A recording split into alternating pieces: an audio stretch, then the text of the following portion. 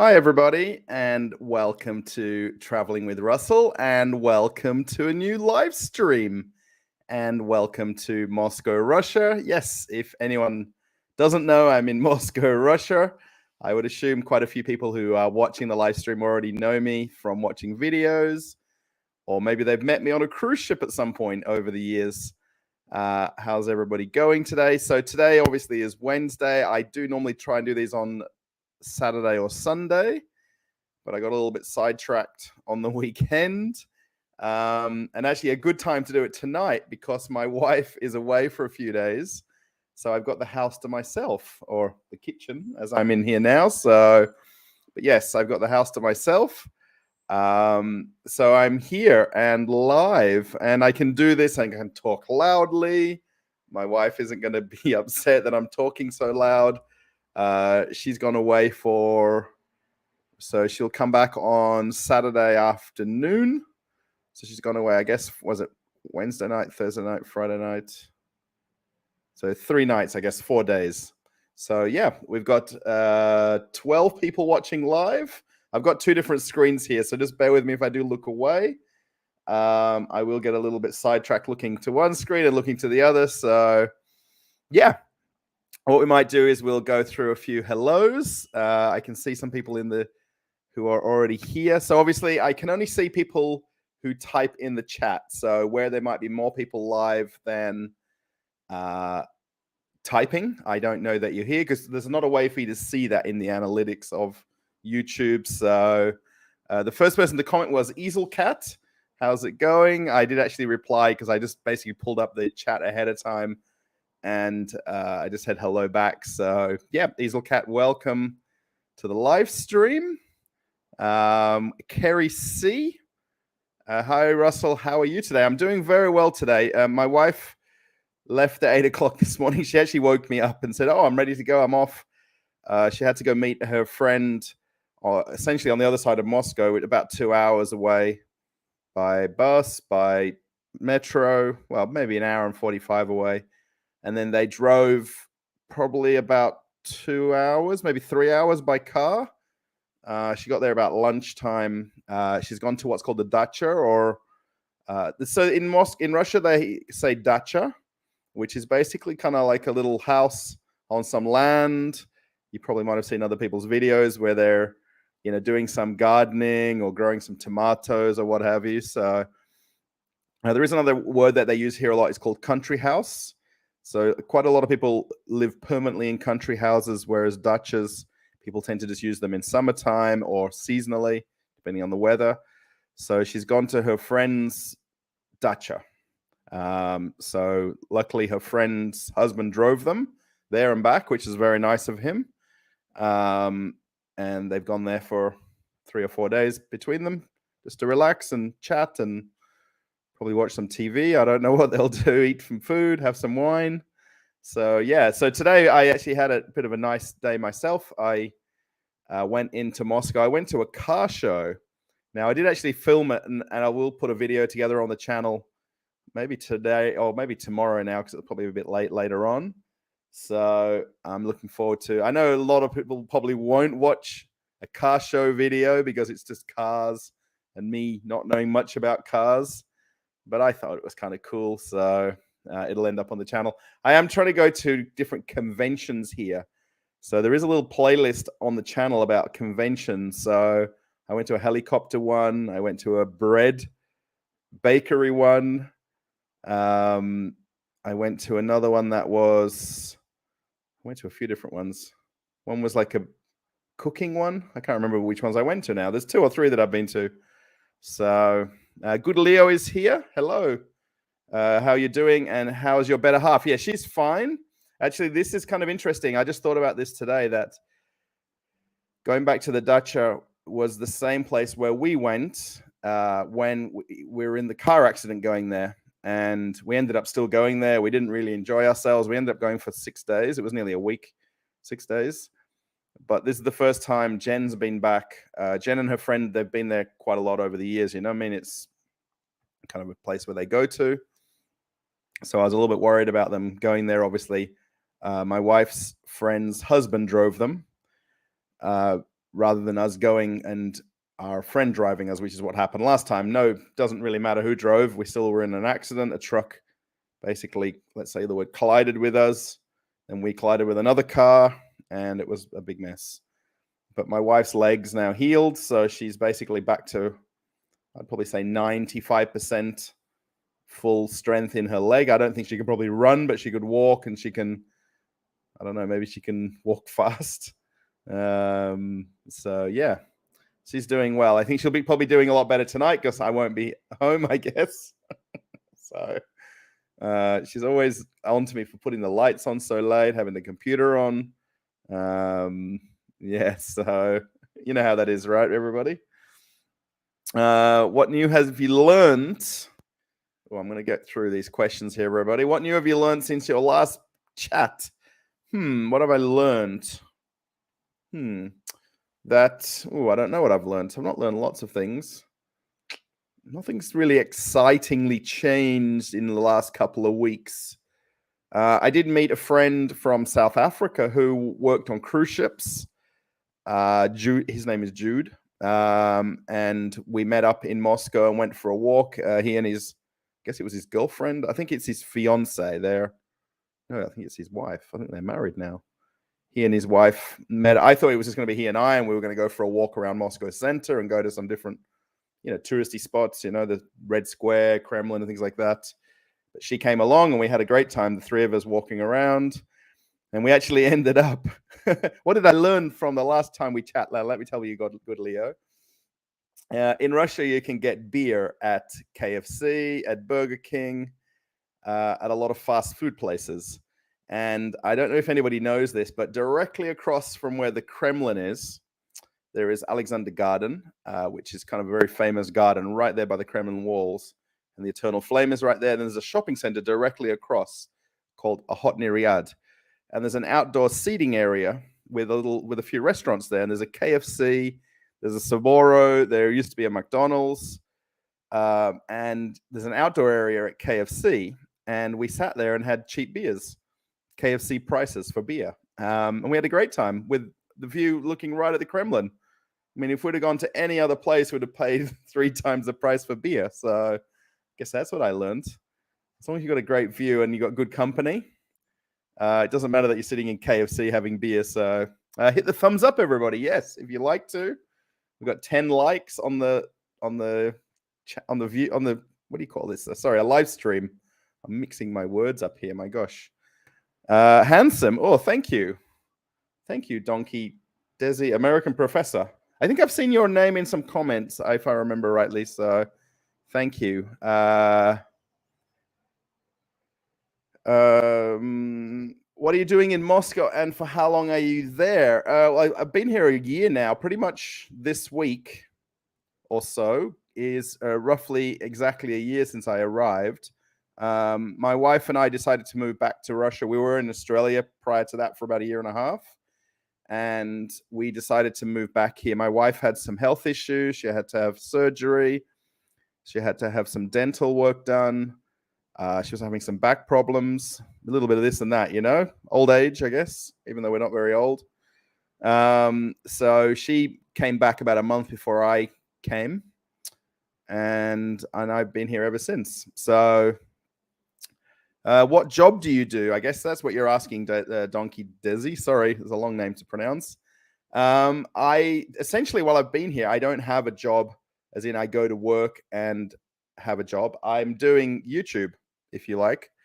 So I'm basically making videos on this channel, and hopefully, as long as the view counts stay good, I can essentially earn money from YouTube. Now, for now, I'm not getting rich, let's call it, but based on the cost of living here, it's okay. My wife does work herself. She actually has a nail salon, actually in the same building where we live. Literally, we're on the 10th level. There's a window right here by where I'm sitting, and on the ground floor, I guess, there's a little set of shops in our building, and she has a nail salon in there where she works. Pretty much, I wouldn't say every day, but most days of the week. She opens by appointment only. rather than sitting there, 9 to 5 or whatever, 9 to 9 every day. So, yeah, Rochelle, how's it going? Another follower of the channel. Thanks for coming to the live stream. It's nice to see some friendly, usual viewers, I guess you're going to say. And then, of course, I recognize some of the names from the comments of other videos. Christian, sorry, I didn't say hello. Terry C, hello from Texas, Austin, Texas. I did notice there was a comment on my video about when I went to Stars Coffee. I think someone put the comment yesterday or the day before that they laughed about I started the video at a burger place called Black Star Burger. And famously, when you go to Black Star Burger, they give you a set of plastic black gloves. They're basically like a matte black surgical gloves, if you want to call them that. And you put them on, you can eat your food, your burgers, you can get, mayonnaise and sauce all over the place. And you basically peel the gloves off and your hands are perfectly clean. So, yeah, and somebody laughed about it and it was like, we're from Texas, huh? And I'm not sure, I guess they were, just making fun of the fact that we need gloves to eat our burgers in Moscow. So, in Texas, you wouldn't do that, right? So, Robert, how's it going? Hello, Russell. Good to see you. Thank you, Robert. Yes, good to see you too. Sorry, I am a little distracted because I'm looking at the comments here. Obviously, the camera's right up here, so it's always difficult to kind of to look at sort of both. What job your wife, Susie, Kiwi, or Bear? I'm not sure what that means. Yeah, my wife is a nail. They call them nail meisters here, or nail masters, but I guess nail technician. So she does nails, manicures, pedicures. She was also doing that in Australia when we were living there as well. And then she's obviously doing it here now in her own little sort of mini salon. Andrew Jamison, how's it going? Irish whiskey. I'm sure you mentioned that in one of your comments on one of the videos, I think, if I'm not mistaken. Yeah, car show. Yes, I went to there was 3. Well, one was a car show, one was a classic car show, and the third one was like a convention about spare parts and petrol stations, interestingly, and car washes. So I kind of wandered through that. I didn't really look too closely because I didn't really know what to look at. But you could actually go and basically buy the petrol Bowsers and buy the car wash machines. They had even a lot of electric car charging stations. You know those like car charging stations where you can plug an electric car into it, or you plug the cable into your car, I guess. They had a lot of booths and they were basically the vendors and wholesalers and companies that produce those machines. You could buy your own petrol pumps if you wanted to. I guess if you're making your own petrol station. Hope you're dressing better at the conventions. I did have a different shirt on today. I changed my shirt when I got home. Probably today I didn't because I knew I was going to kind of like a show and shine kind of car show. Tomorrow, I'm going to go to a different car show, which I thought was at the one I went to today. How funny would this be? There's 2 big convention centers in Moscow, huge ones, not big ones, huge. And they happen to have a car show on at both different convention centers. And funny enough, the lady today that I asked about it when I was kind of leaving, I'm like, because they've advertised that Iran, so the country Iran, has car manufacturing, and they brought some new models of cars to a car show. And I thought that was what I was going to look at today. That I was really kind of interested to see. And they were at the other car show, which is tomorrow. So I want to go see some Iranian cars. Now, I know you guys around the world, may do or don't like whatever countries, but I think it's just interesting that Iran has cars.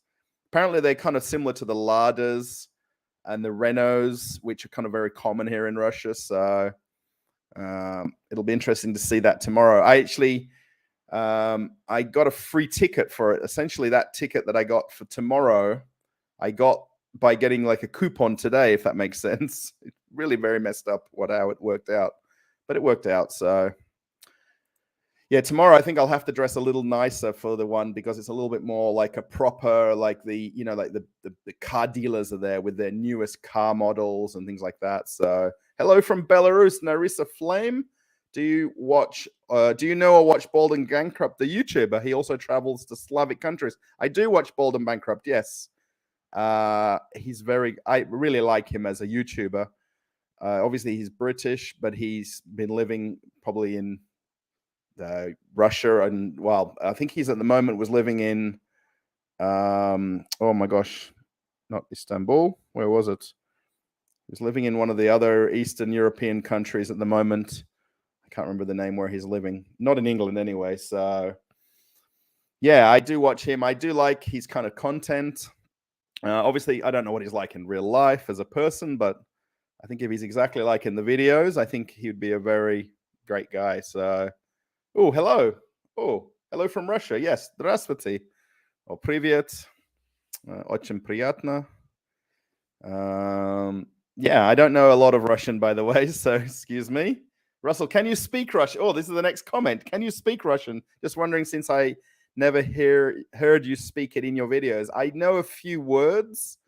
I can't speak it like conversation. I'm slowly picking up more words little by little. So if anyone writes something in Russian, it's obviously very hard for me to read. So I can say words like, it's very warm here at the moment, which is zhaka.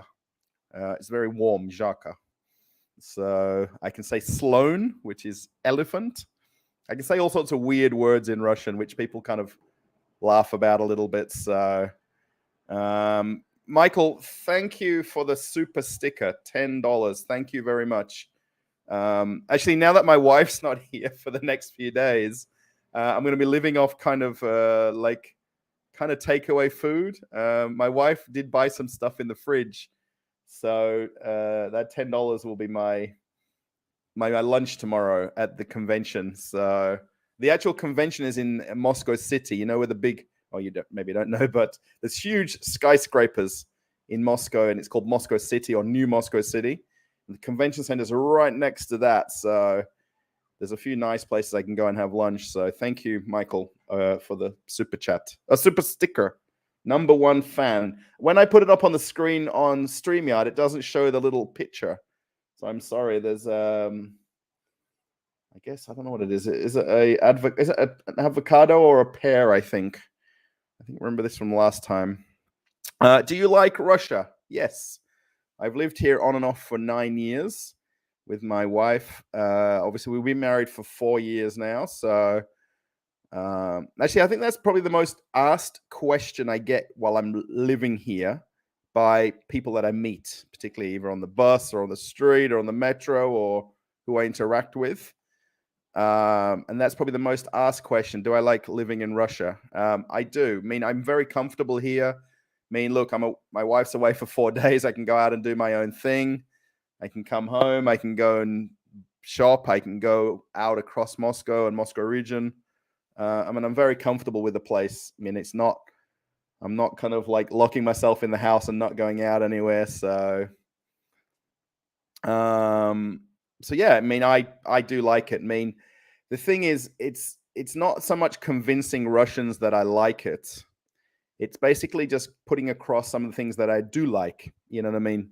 You know, what things I like about the place, not necessarily that, because anyone can just say, yeah, I like it. I mean, you know, I like having a drink. You know, excuse me, I'm going to have a drink. I put a drink here because I always get very thirsty when I'm chatting. So, Carl Anderson, hello, Russell. Do most of the Russian people you meet believe that's? Push the right button. Do they believe that things that they're told by their government? It's kind of interesting. This, I mean, I'm not gonna I'm gonna say the word political in my live streams. I never have in any that I've done. I think in terms of the media here, a lot of people probably don't necessarily watch a lot of the Russian TV channels. A lot of it's obviously state controlled, state owned, state run. And obviously there's a bit of a one-sided news, I guess you could say, to that. I mean, the news that you can watch here does have international news. My wife's forever calling me in the other room. Oh, Russell, look, check this out on the news, this and that on the news. And you know what I mean? Everybody here has a phone, a mobile phone. They have access to social media. They have access to Telegram and groups. Everyone essentially now has a VPN, which is a way to get around a lot of the blocked social media, like things like Facebook, Instagram, Twitter, LinkedIn. So, pretty much everyone that I talk to, I mean, I won't just bring that up in conversation because I don't feel it's right to do that. You don't know anybody's background. There is a lot of, I'm going to say, there's a lot of Ukrainians in Russia. There's a lot of Russians in Ukraine. So you just don't know people's background and their previous life, I guess, before you meet them from a bar of soap or sitting on the bus today, like on the way home, So I know a lot of people know a lot more that's going on than what probably even in Western media is portraying, not necessarily Russian media. I always sort of would tell you about things. There's always three sides to every story. I think this is very normal that people understand this. There's one person's point of view, I guess you could say, if you want to call it one person's point of view, the other person's point of view, and then how the media portrays it. And that can be like a third point of view, so this can be kind of difficult to kind of get across. I don't bring it up in conversation with people, absolutely, unless they ask me or say something to me or ask, what do I think? I have probably a very different view to what you're watching on television in other countries. I'm going to say outside of probably European countries. Maybe if you're in America, Canada, Australia, New Zealand, England, things like this. So that's a little bit of a long answer, but I hope that's okay. Always friendly. Thank you, Rochelle. Yes. Been watching the construction of the Tesla factory. Are Indian businesses coming to Russia? Donkey, I haven't seen any. It seems to be a bit of a thing that I hear about this, that, Indian companies are going to take over, Chinese companies are going to take over. There is virtually, look, today is exactly 6 months since, I guess, things started. And I'd be very honest to say that there is virtually no changes, in my day-to-day life that I see. I'm not working in a big business or a conglomerate or somewhere where I'm going to work every day to see things. So I maybe have a different perspective. It's just through the eyes of myself and my wife, our friends that are living here and that we know and we meet and greet. There isn't Indian businesses coming to Russia and taking over businesses. That's not happening.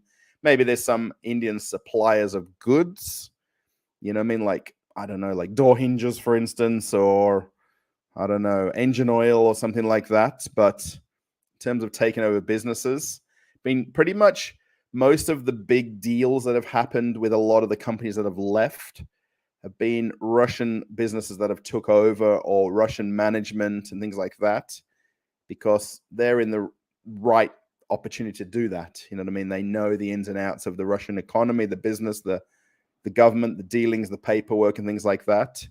It'd be a very big deal for an Indian company to come in suddenly from nowhere with no Russian background, if that makes sense. So how have you been, Dark Brother? I've been very well.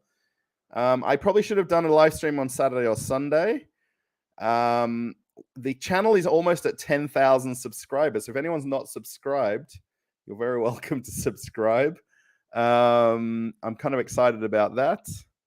I was kind of I misthought about it. I thought that I was close to 10,000 when it was like 9,000 something. And for some reason, between 9,100 and 200, I thought I was like going straight to 10,000. And my head got a little bit messed up with it. So I'm doing well. Sam Monia. Hello, how are you going? Love the car show vids, Russell. Yeah, that's right. I went to the Lada car show. Yes, that's the car show that I went to. I went there with Real Moscow Projects, who's one of the moderators of the channel. She's got a channel on YouTube that she does. Mostly her videos are in Russian. She does some in English. But I went with her and her partner to that. And actually, I sent her some photos today of this because her husband is a car painter and car design artist on cars. And I think he'd be pretty jealous that I was there today. So, Michael, thank you. Yes, I hope all is well with you and Mrs. Russell. Yes, my wife's name's Jen. or Yevgenia, but we say Jen. But it's yeah, she's not here, so she must be doing well. She's happy that she's gone away to the dacha with her friend. Her friend is pregnant and having a baby on the first week of November. So her friend can't travel anywhere too far, so to speak. So they've gone there together, just the two of them. I was there last time with them when we had that car crash I talked about at the time. So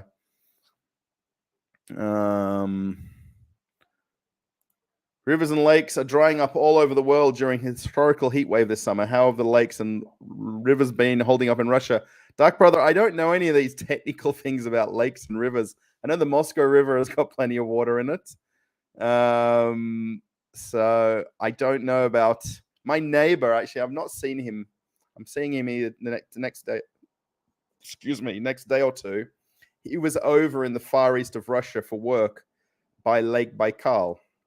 And he sent me some photos of the lake, and it looked really stunning, by the way. They've got very famous Baikal water there, and he's brought me back some jam, apparently. So I'm excited to see that. So I'll have to ask him about the lakes and things like that.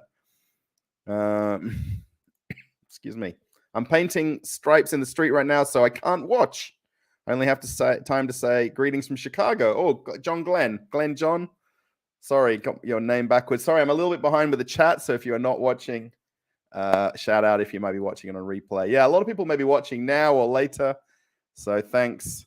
Another car show. Interested in the current cars from around the world and the classics. Yeah, the cars that I really got in the video today were mostly like street modified cars, not really there was a few classic cars. There were some Moskoviches, there were some Ladas, but there was a lot of very expensive like Mercedes and BMW and Audis.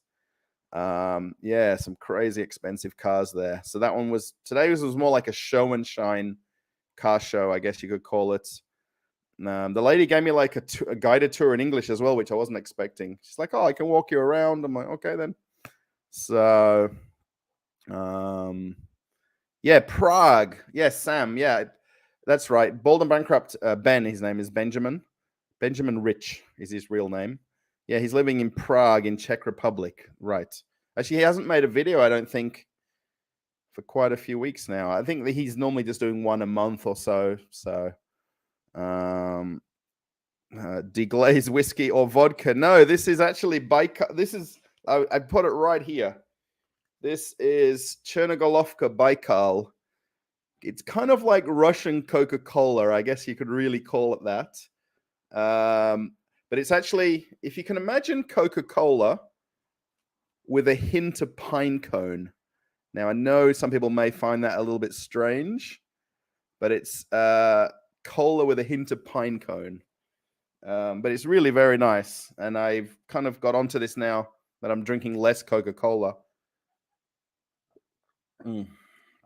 Oh, it is very tasty. It needs to be cold, though. It's not nice warm. So as long as you drink it cold or on ice or chilled.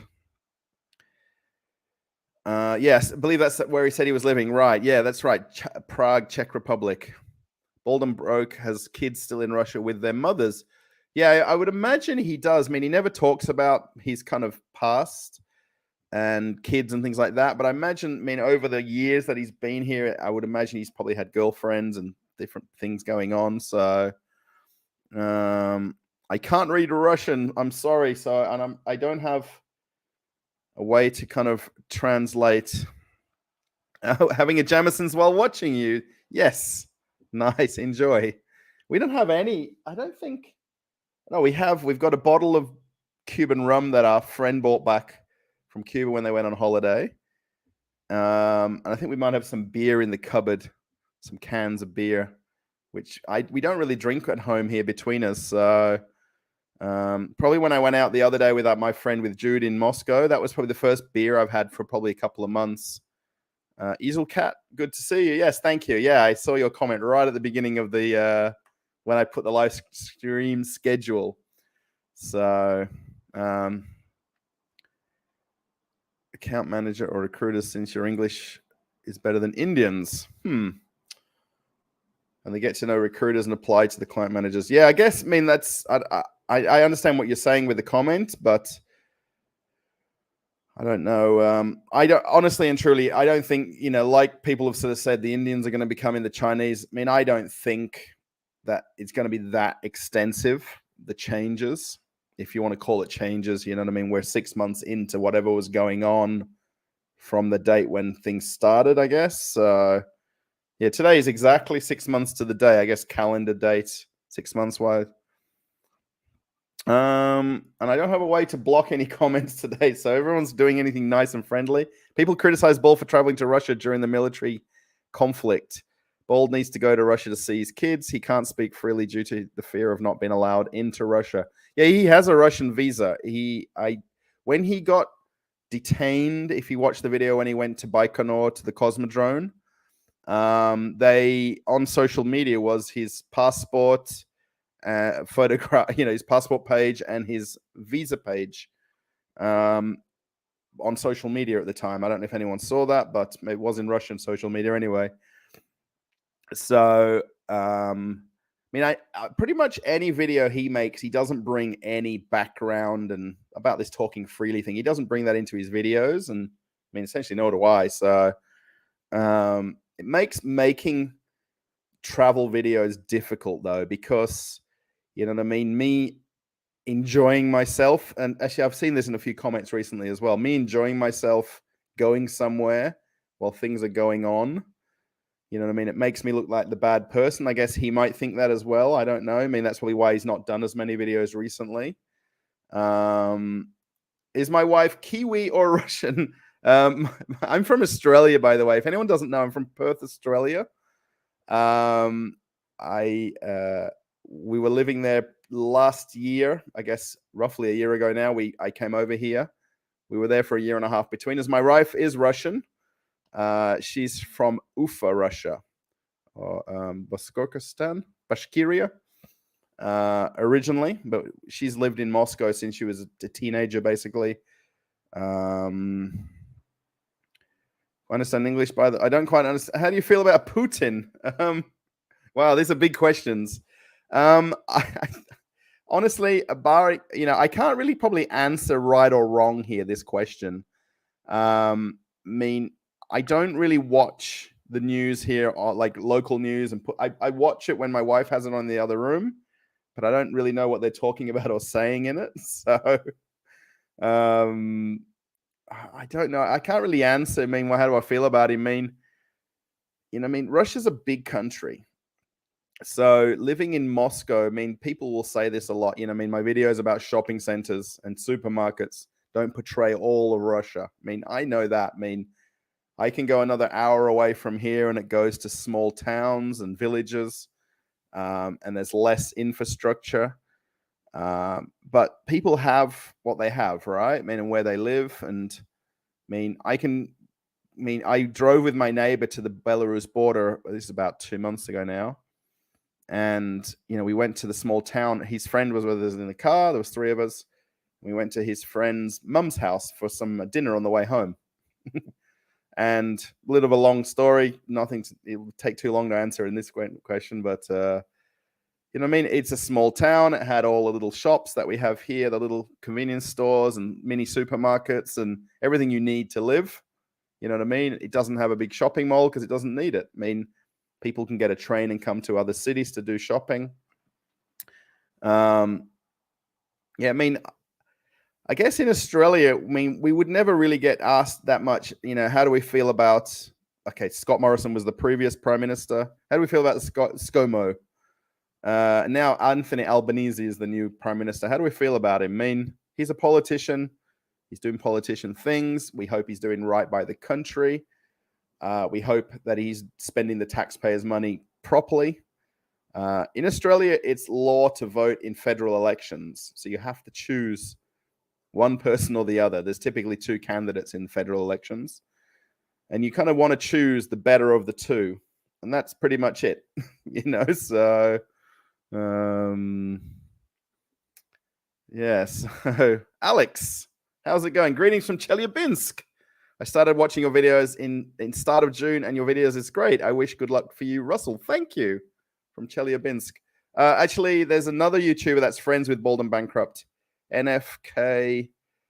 I don't know. His name's Roman, and he was from Chelyabinsk, and now he's in Georgia. He moved out of Russia because he had a bit of going on with everything going on.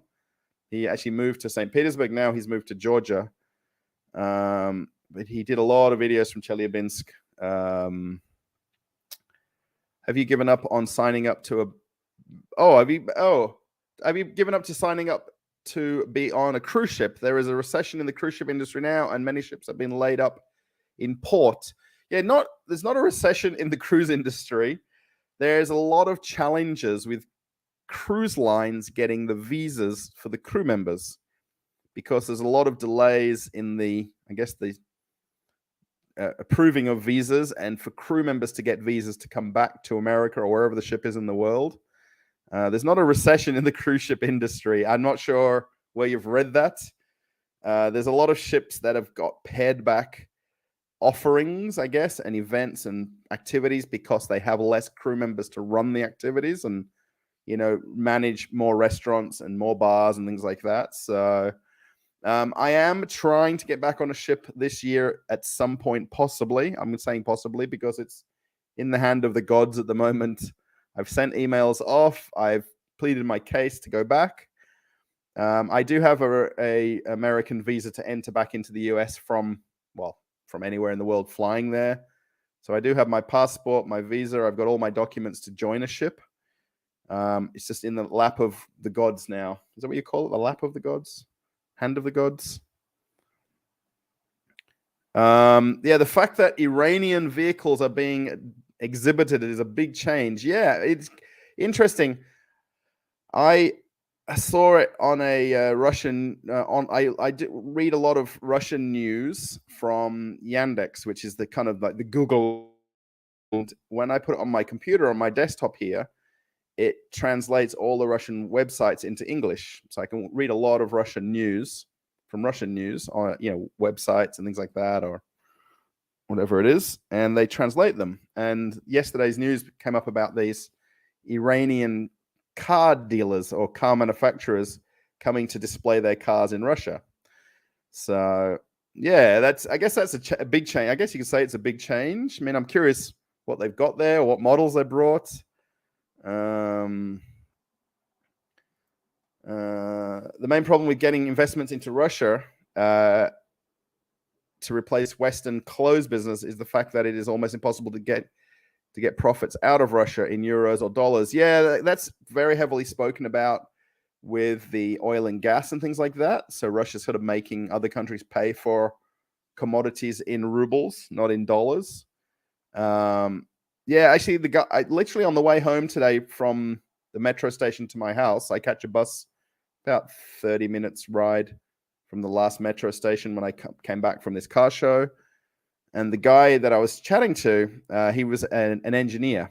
I said, "Oh, what do you do for a job?" "I'm an engineer for a heating and air conditioning company." And I said about, you must be having problems at the moment because you can't get parts or spare parts. He said, "Oh, that's not really the problem at all. We just have to, because the government signed laws now where they can import things through other third-party countries called parallel importing." He said, "All we've got to do is just find a way around all the importing and changing our buyers, so who we're buying parts from, who we're buying machinery from, who we're buying compressors from." The guy, by the way, spoke very good English, and he told me, "I don't speak good English." He spoke great English. He understood questions back and forward. And he said it's not really, like, for his company, it's not really any kind of problems with the sanctions and things like that. It's just finding other distributors and sellers of goods that they need. So where they might have used a company in Germany for a compressor, now they're going through Saudi Arabia or China or whatever country in the Middle East, or it's coming in through Kazakhstan or Azerbaijan. So they can basically go to other CIS countries and buy the exact compressor that I got from Germany, from Kazakhstan, or from Uzbekistan, and then just ship it in through that country. Does that make sense? Doesn't sound right, does it? But it's possible, So, Rochelle says, "Oh, back to the microwaves." 10,000 subscribers equals 3 microwaves and a toaster oven. Yes, this microwave. My wife hasn't mentioned it in a while. She wants to get. She got new perfume recently, so every time she gets something new, it kind of puts the other things in the back of her mind. So when our friend came from New Zealand here, actually he was a subscriber of the channel. So Ben, if you're watching, maybe you're watching, I don't know. He brought perfume over, a bottle. I ordered a bottle from the duty free in Auckland before he flew out, and he picked it up on the way through. So my wife got a bottle of perfume that we could still buy here. It was just quite a lot higher price. So, Russell, you need to do a couple of collabs with other Western Russian vloggers to get your channel over the 10,000 subs hump. Yes, well, it's trickling along. It's picked up a little bit in the last week and a half because the video at the supermarket had a lot of views. At Globus, actually, I was there today on the way home. I popped in. What did I didn't really buy anything. One of the things that I bought some pineapple soft drink with an ant on it. That's what I bought at Globus on the way back. So a lot of people ask about Globus, like, why don't people have full shopping carts? So a lot of people will pass through that shopping center like I did. So I got off my metro. I went up into the shopping center because it's underneath the shopping center, the train exit. Grabbed a couple of things at the supermarket, then came out and got the bus home. And I came home with a little shopping bag of a few items. And very typically, a lot of people will pass through there to and from work and just grab a few things. They won't do any kind of what they call big shop. So if you're English, you'll know that, big shop. They'll just do normal shopping, small shopping, because they don't have they're going to catch public transport to or from through that shopping center. So yeah, I don't really know any Western vloggers. I know a few people who do make videos, but we don't make similar videos. So it's hard to kind of collaborate with each other. One friend I've got here is English. He has a YouTube channel about BMW cars. His channel is called Matt's Beamer. It's one word, Matt's Beamer.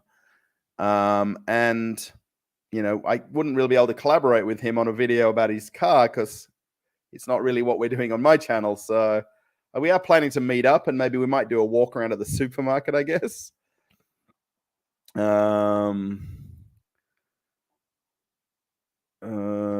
Something about India here. YouTube has been unsubscribing viewers. Didn't know why. Perhaps you can remind your viewers to make sure that they are still subscribed. I guess everyone watching this, I'm sure you're all subscribed. I know on a lot of people's live streams, they have subscriber only mode. I've never switched that on my live streams. Yeah, I guess my subscriber count is trickling on up. It's not going down. I've got no minuses. Quite a while ago, I had a few minus days. I guess people didn't like a couple of videos that day. I don't know. So maybe you can make a video about a small town in Russia. Yeah, when I went on holiday last year with my wife, and we went to Ufa, I didn't really make videos. I made a couple of little walkarounds where we stayed at my wife's auntie's house in close by Ufa. And I did make a little bit of a tour of where the hotel, we stayed at a hotel for a night before we flew home. And I did a little tour around close by the hotel where we stayed. Yeah, I guess that's possible. I mean, we just have to find somewhere to go and do that. That's all. So, wow, Donkey, you're writing a lot of stuff here. My gosh. High temperature pollution, flood. Are you copying and pasting all these things or what? Vital Quran River now. Oh my gosh, some blamed all the oil industry. I'm from Republic of Bashkortostan. Your content is very interesting. Thank you. I'm from Belarus. Bashkortostan. Yeah, my wife's originally from Ufa, from Davlekanova, which is a town close to Ufa, I guess. This is kind of interesting. I've had this, Sam, a few times this question. Have you and your wife considered moving back to Australia? Oz as a result of the SMO. We have talked about it. We talked about it a lot right around February, March when things happened. My wife was quite worried that more things were going to happen in Russia, if that makes sense. More things were going to happen here.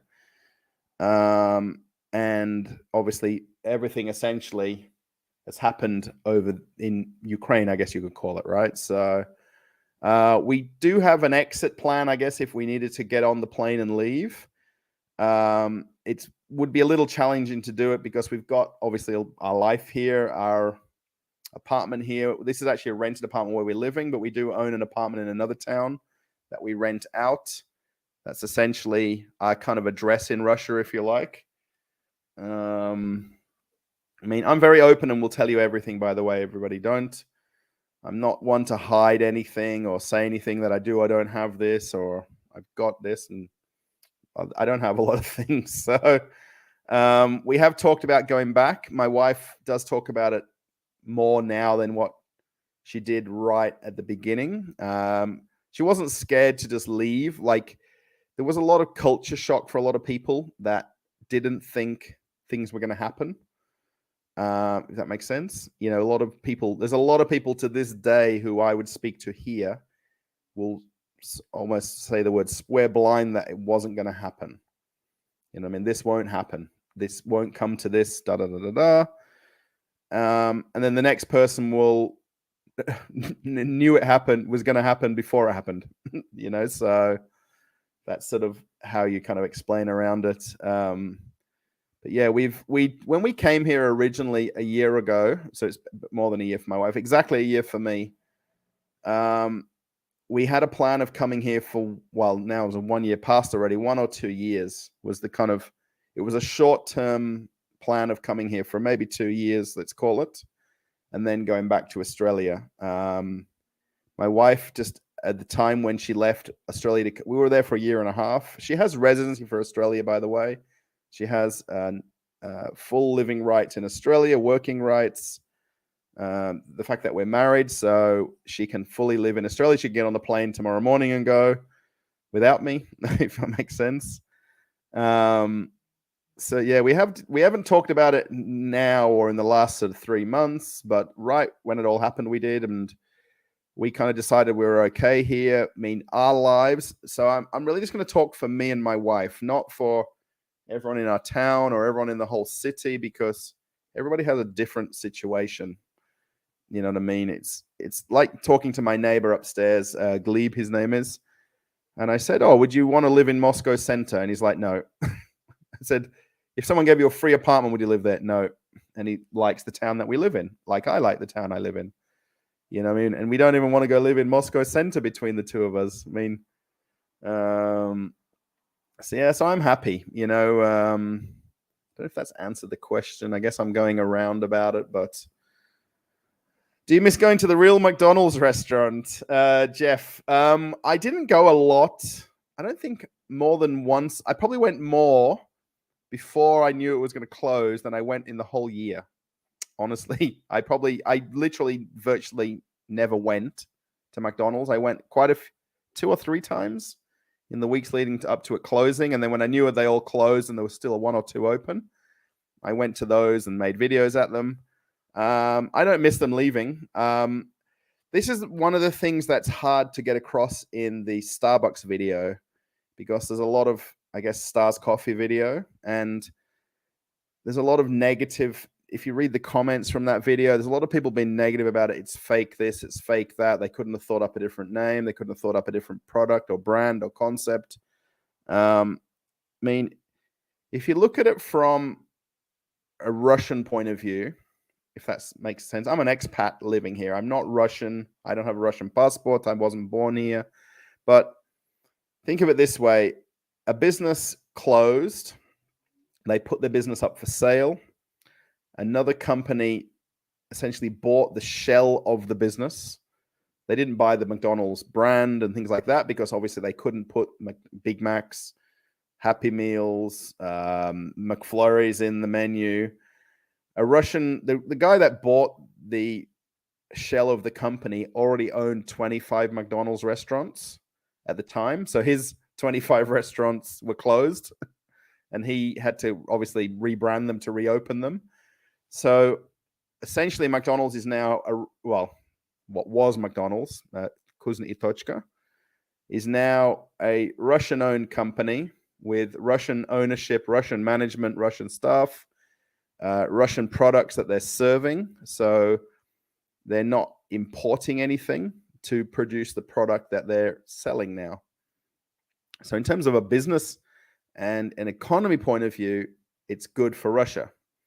This is what's a little bit misunderstood maybe in the couple of videos, the ones I made about McDonald's, Kuznetsovka, especially the one about Starbucks. That's why I filmed the beginning part down at the burger place. Then I went to the second place. The two owners just happened to be sitting there. I didn't know it right at that time. Honestly, I didn't. I was a bit wondering when I saw the people sitting there and people going, it wasn't caught on the camera, but there was young people going up for selfies with the guys because they realized who it was. They were just sitting there at the other restaurant. And that's what I wanted to portray in the video, not just me lining up, me going inside, me having a coffee, me, woohoo, I was there. So, that was, I don't think everyone kind of caught the message of the video, especially where I talked about the Stars Coffee logo, not necessarily the logo, but the meaning of the word Stars Coffee, the two major backers of the new company are very famous in Russia. Not quite famous, very famous. So everybody knows their names as the people that own the Black Star Burger chain, the Red Box restaurant chain, and the like. So, nobody really knew who owned Starbucks or who owned, not necessarily people know who owned McDonald's individual restaurants, the franchises. So the Stars Coffee. So these guys wanted to have a coffee chain for a lot of years, maybe more so in the last year than any time before that.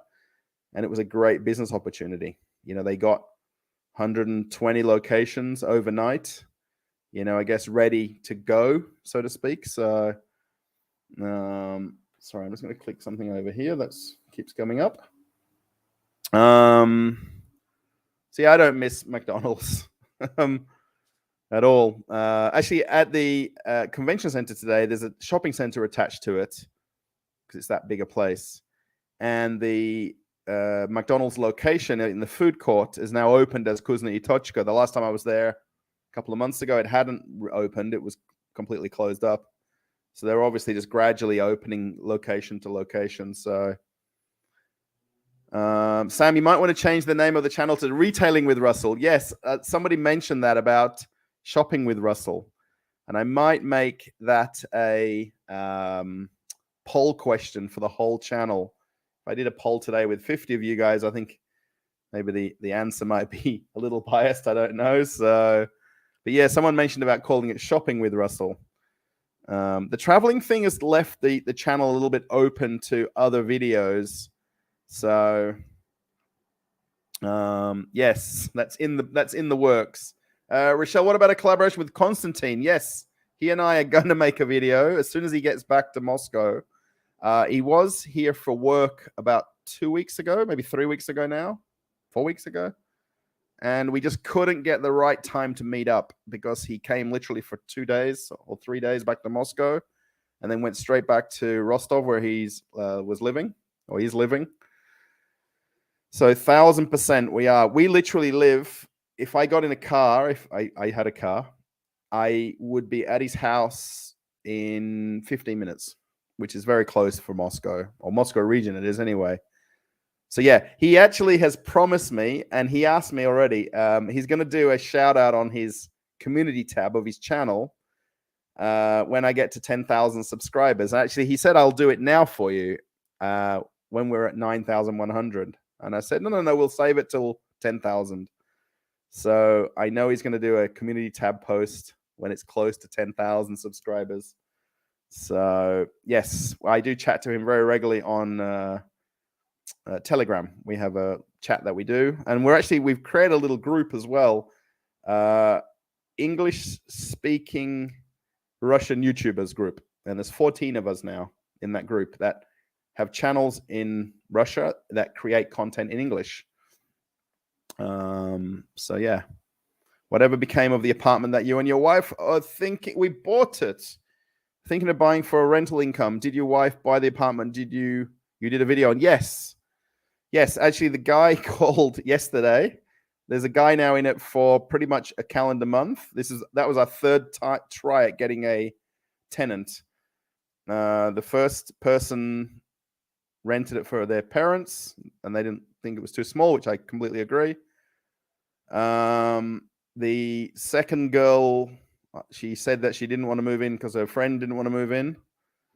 And then this guy now was so eager, he drove to our house here, about an hour out of his way to get the keys, and moved in and slept there that night.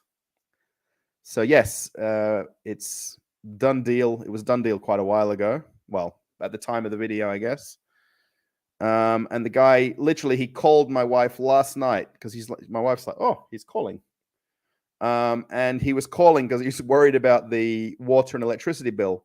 So basically, the way we've got it set up is, which is pretty common in rentals here, you take a photo of your water meter and your electricity meter, and then the owner typically compares the numbers and works out how much you owe in water for the weekly or monthly water rates.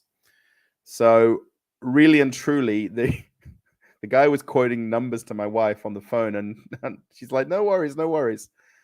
The water and electricity for a calendar month, for the place we're living in here where we're renting, we don't pay 20 for a month. It's about $25 for water and electricity for a calendar month. That's for two of us in a two-room apartment, I guess we'd call this.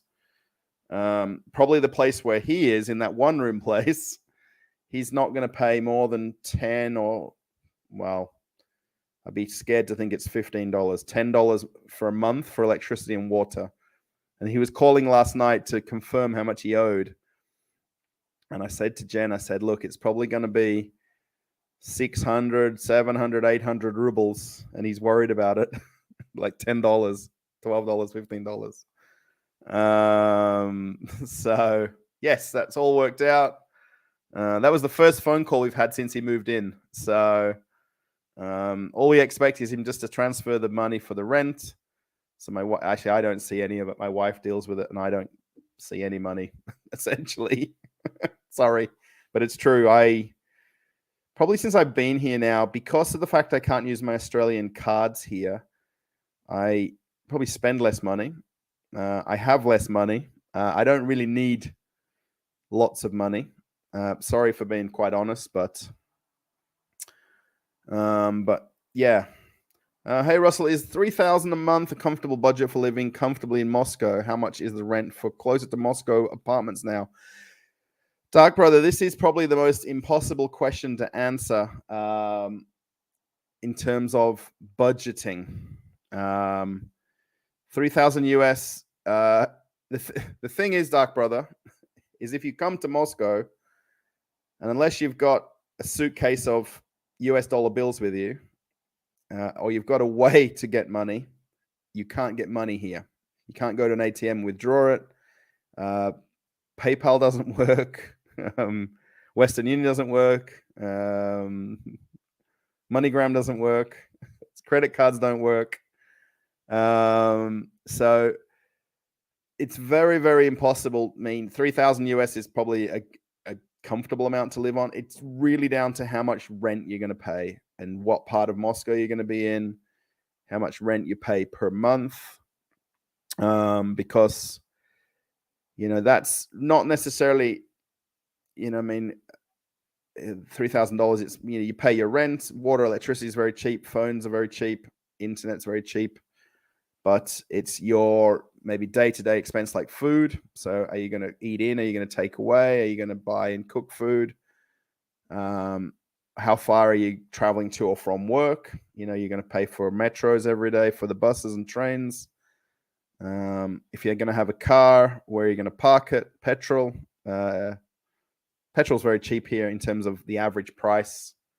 I mean, I'd say it's a comfortable amount to live on. I mean, it's just a matter of where you want to live to the rent you want to pay. I mean, that's just how long is a piece of string kind of question. Have you ever been to Yaroslavl? It was the first Russian city I visited after Moscow in late 98. We went to Zuzdal and Vladimir. Sorry, I always want to say Vladimir. I think Yaroslavl is close to that area, so I don't think I have been there. But we went to Zuzdal with some friends quite a few months ago now, but we went there for 3 days. It was very, very nice place. A lot of churches. Brother, it's more than enough. Well, there you go, Nelly. So Nelly's answered your question. Do you have a local pub or a bar near you where you live? Andrew, no, I don't really have a bar where I live. Downstairs from my apartment, there is a beer shop with beer and alcohol and spirits called Krasnobyle. It's very easy anywhere in Moscow and Moscow region to go to a shop and buy beer and just sit on a park bench or take it home and drink it. In the small town where we are here, actually, I don't think there's even a bar. There isn't. To go and have a drink at. There's a couple of tiny restaurants where you can have a drink in there. Local pubs, no, not where we are. So, I heard that most pensions in Russia lives on less than 500 US a month. How can they live on such a small pension? To answer that, they would own the apartment they live in, or it's a provided accommodation. So they don't have really any expenses. They get free bus passes, so they don't pay for buses and trains. They get, kind of, well, how do they live on such? They don't have as many bills or outlays as maybe what the next average person is. Very typically, they don't have a car or a vehicle, so they're not paying for a car or vehicle. Probably most money they'll spend is on their cat or dog, and then food for themselves. The thing is here, Dark Brother, and I know that's hard to portray for anybody in the world, wherever you live, but a lot of people just live here. If that makes sense, they live. They're happy how they live. They don't want any more. They don't want any less, and they live kind of like on a level playing field. Sorry, I'm going to take a little drink here. Oh, thank you. And a lot of people are happy. I mean, the people that I meet, I've got a small circle of friends, and they're happy. You know what I mean? They don't gloat about things or bloat about things. I've got this, I've got that, I want this, I want that. That's never really a part of conversations with other Russians here. You know what I mean? What you do for work is work. What you do on your off time is what you do on your off time. So, I mean, if you didn't have to pay rent, didn't have to pay for a car, the cost of electricity and water is very, very minimal.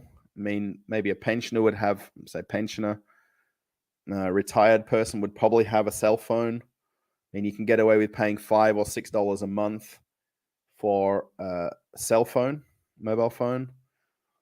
So there's very little expenses. You know, if you go to the shop and spend wisely your money for food, you can buy very nice food for really reasonable prices. So it's possible to live off that because you don't have the spending. Stefan says you are you're quite objective. Don't be afraid that YouTube will block you. Or are you afraid? I guess don't be afraid. Yeah, look, I don't want to bring specific questions into the channel. I mean, obviously you can ask away whatever you like. Please, literally ask whatever you like and I'll answer to the best I can. You're very objective. Yeah, I guess I look at things from I'm not so much an outsider that lives here. I mean, I understand about living here in all the years that I've lived here. I mean, I'm sure if you move to another city or country over time, you become accustomed to it or acclimatized to it, and you get used to things. You know what I mean? And I mean, I think just chatting to the guy on the bus today as well, you know what I mean? Especially when I chat to someone who speaks good English, you can have a very normal conversation about normal things. You're not struggling to ask a question or struggling to get an answer because they don't understand. And you know what I mean? This guy was very, very, very open about it. I'm more interested when I meet people. What do you do for a job? You know what I mean? What sporting teams do you like? You know, what's your favorite? Like he actually talked about the Coca-Cola. He pulled out his Coca-Cola and showed me the Russian Cool Cola. And he's like, oh, we can share a drink if you like. We're on the bus going home. I'm like, no, it's okay, you know. And he's like, I have to get used to it slowly, you know, because there's less and less Coca-Cola available here. So, yeah, I'm not afraid of like YouTube blocking me. I mean, I guess that comes down to people swearing and saying offensive things or things that break what's called the YouTube terms of service. You know, so that's the whole point of that. So, just want to say hello to Gary here. Thank you, Gary, for the super chat for 10 euros. Thank you very much. It goes a long way for supporting the channel, especially if I don't make videos. YouTube wants you to keep making videos. Obviously, the more you make, the more the views are, the more ads that are shown. So things like super chats go a long way to combine the revenue of the channel. So.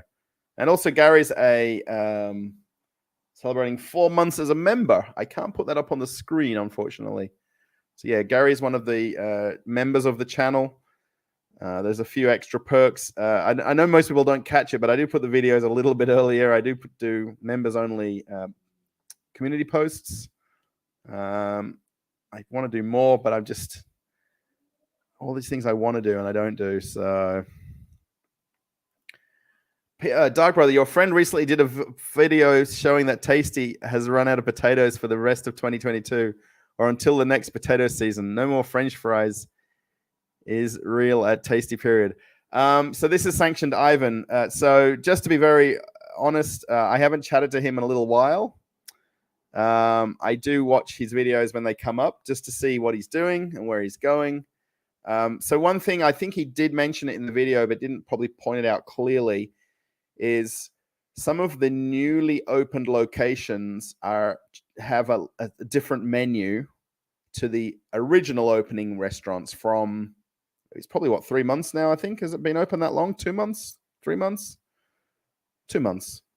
So some of the newer opened ones, maybe in the last week or so, are deciding not to offer certain things on the menu. Now, this running out of potatoes. So basically what it is it's a very specific variety of potato that fast food businesses use. So McDonald's use them, KFC use them, Burger King use them.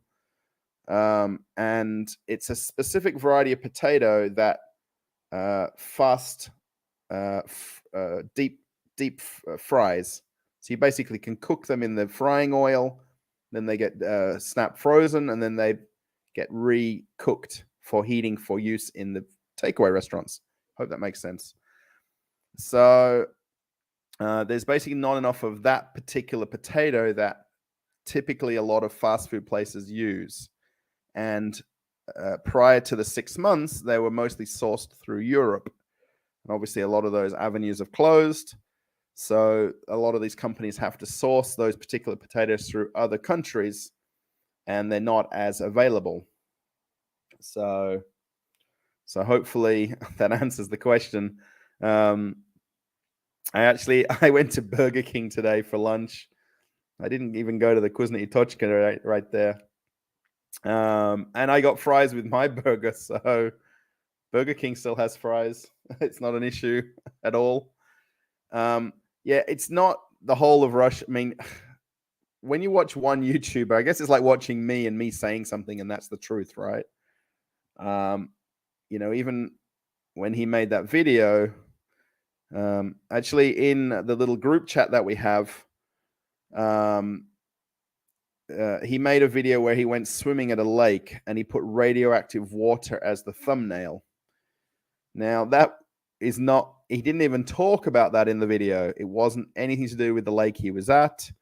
That lake where he went to actually is about, if I took the bus and the train to get there, it's about an hour or so from here, from where we live. Sanction Ivan lives literally in the next town from me, like down the road. And some of his titling and his thumbnail, the people in the chat group that I've got that do the YouTubing channels really didn't like that video at all, because it really portrayed Russia badly as a whole country, not just the place where he went to. So yeah, I can still get fries. Can you do some traveling on the metro similar to Jeff Marshall in the UK and the London Underground? Andrew Jamison, I watch Jeff Marshall videos, and I really enjoy his videos. When I first started this channel, one of the first videos that made a lot of views was about the buses, the high-frequency blue buses in Moscow, and the fact that they were all electric. Well, not all the buses in Moscow are, but there's a fleet of electric buses in Moscow. And that video took off, and I think a lot of the original subscribers joined the channel because of that. So I really, the metro videos, doing videos in the metro is a little difficult, because officially you can't film in the metro stations officially. You can kind of just put your camera up and look like you're a tourist for a little while. And, I have made one video, I think, or two. I made one, definitely. I did the one where at Plochet Revoluce, which is the station where they've got the bronze statues where you can rub them for good luck. There's a chicken and a girl and a boy and a guy with a gun and a pistol and all sorts of things. So yeah, Jeff Marshall videos, I would be very keen to do that. It's just a matter of, holding the subscriber count and holding the views that's kind of generated from the recent videos. So, brother, some pensioners get more or less $500. The prices are lower here than in the States. Nelly, correct. Yes, you're from Russia. So, yeah, I mean, if you compare dollar for dollar, living in America, living in Russia, I mean, it might even be on par, I wonder, where you compare things. I mean, my mobile phone here. So it always goes so bright. That's Italy, by the way, on my screensaver. My monthly phone bill is $10 per month. Actually, it's $9, 90 cents per month. The internet for our apartment here is about $15 a month. We pay a little bit higher than the normal rate because we want it a bit faster, because we use streaming television. So my wife and I's bill in Australia for 2 phones and internet was $154 a month for 2 cell phones and Wi-Fi at home, or broadband, we call it in Australia. Whereas here we're paying about less than $30 less. So, yeah, it's very hard to kind of amount that. But I mean, I bought a kilo of tomatoes here for 80 cents. The cherry tomatoes, I've got them in the fridge, and I eat them as a snack instead of candy.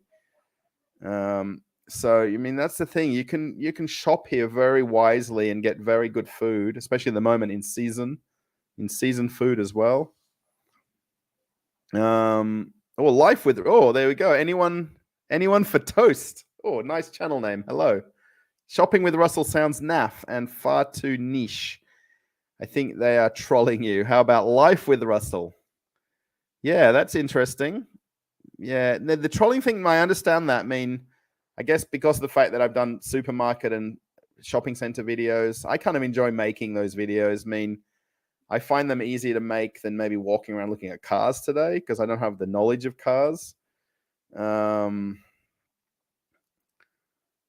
estate crashing like China and USA. What status real estate in Russia? I mean, I don't really follow that. I mean, the average cost of a house here is considerably less than it is in Australia. I mean, okay, you can say that the cost of living is less here. The income or salaries are less. Crashing like China and America, I don't think so. I mean, there's places for sale here. There's places for rent.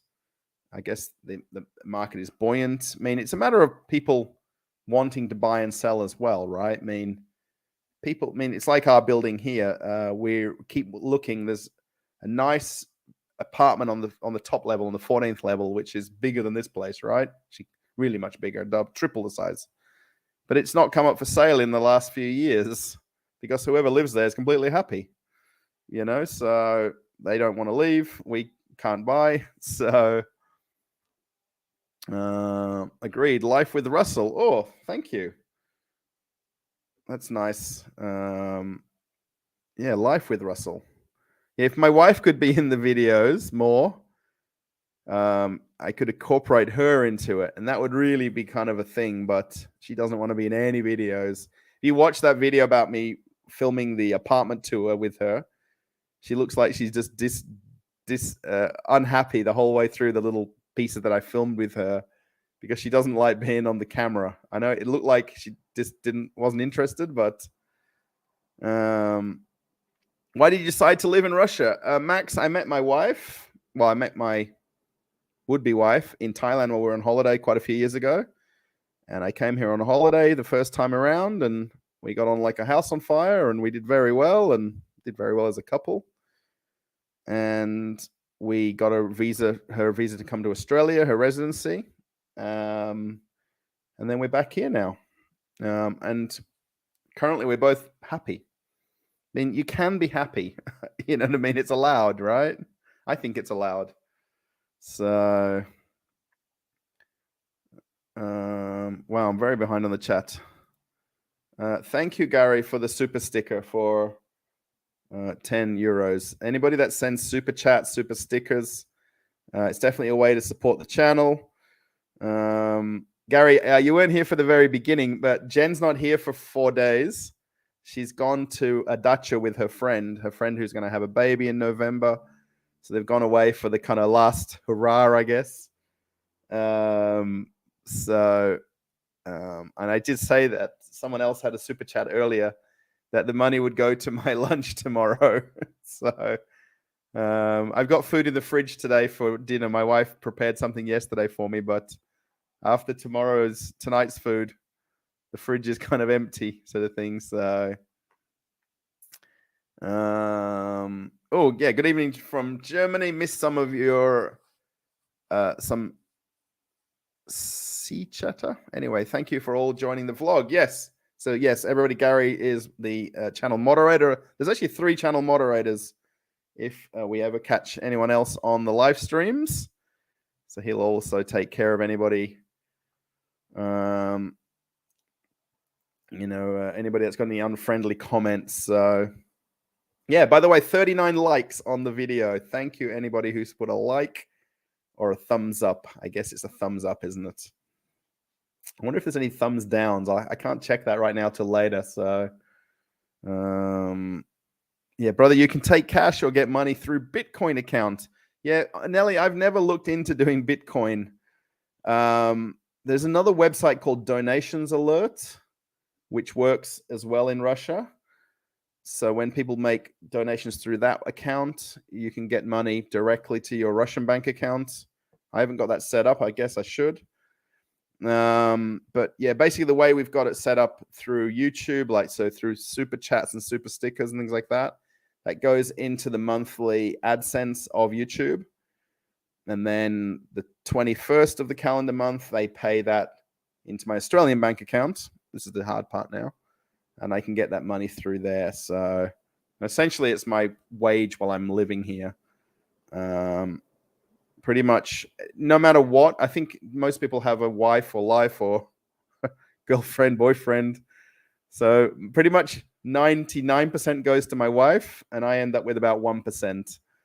So, but I've got the two things I really am happy with. Actually, sitting in front of this computer here, with this microphone right here, with this computer screen setup. This is what I really only ever wanted, was this and internet.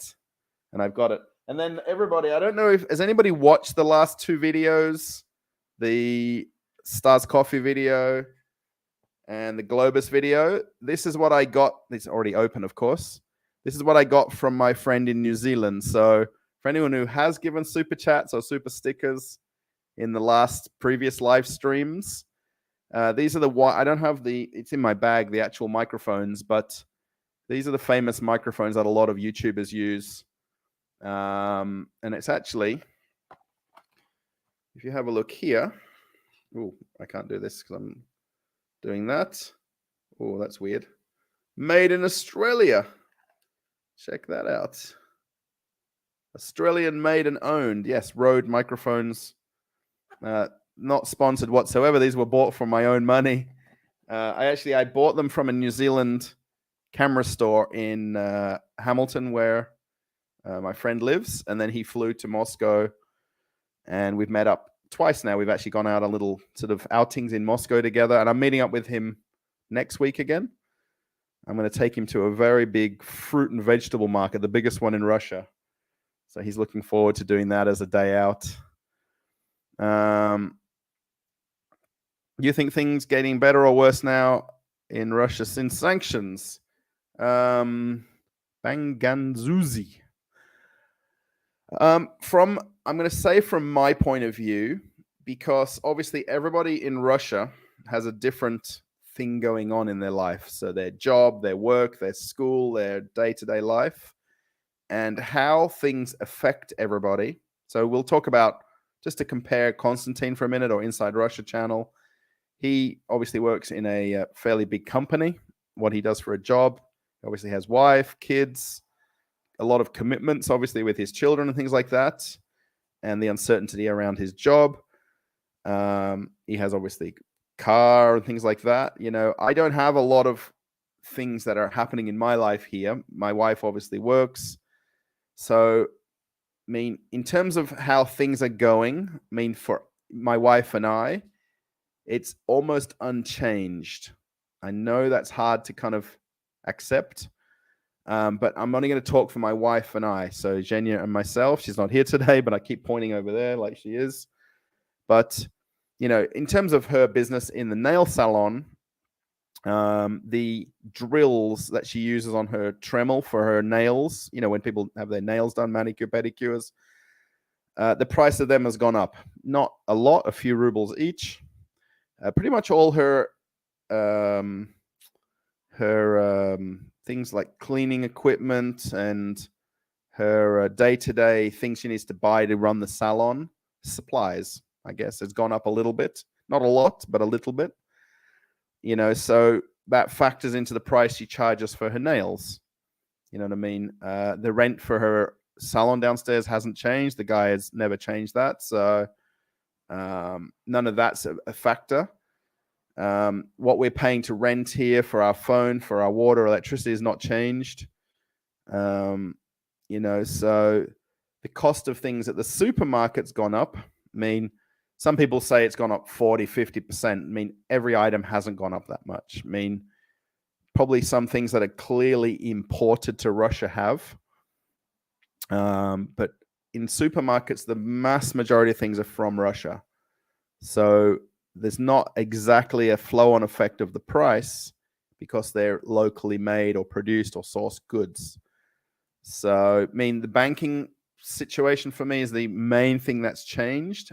It's not got worse. I've just had to find a workaround, if that makes sense, like a workaround. So that's the thing with a lot of the, I guess you could say, sanctions. It's a matter of finding a workaround the situation that you're dealt with, you have to deal with. So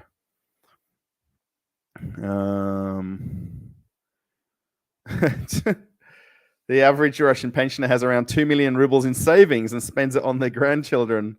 Hey, Russ and chat, La Avok. Yeah, I don't have, I wish I could have some Russian grandparents here. My wife's grandparents have passed away a long time ago. So yeah, I guess that's very true. They do spend it on their kids or grandkids.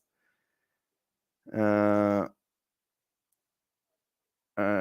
now, the next big thing that the Westerners are going crazy over for now, for the new chicken Big Mac coming out soon, the tests have shown that it will be delicious. I don't know anything about the chicken Big Mac, so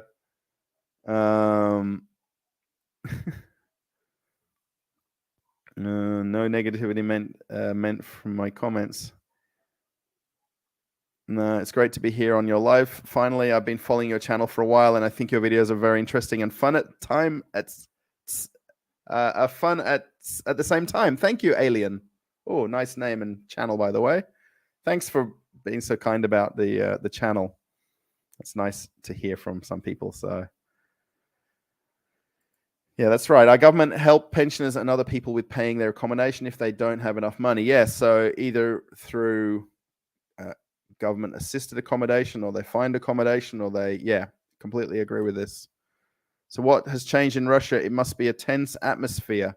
Honestly, I mean, I'm in Moscow region. I mean, if I was to look out the window, if I was to go to my local town, I went into Moscow today, I came home, you wouldn't know a single thing is going on if you didn't know something was going on. I mean, tense atmosphere, I think that's a long way from that. I mean, even the fact, not necessarily distance-wise, I mean, how far we're away from events going on. It is a little bit worrying to know it is quite close geographically, but it's, I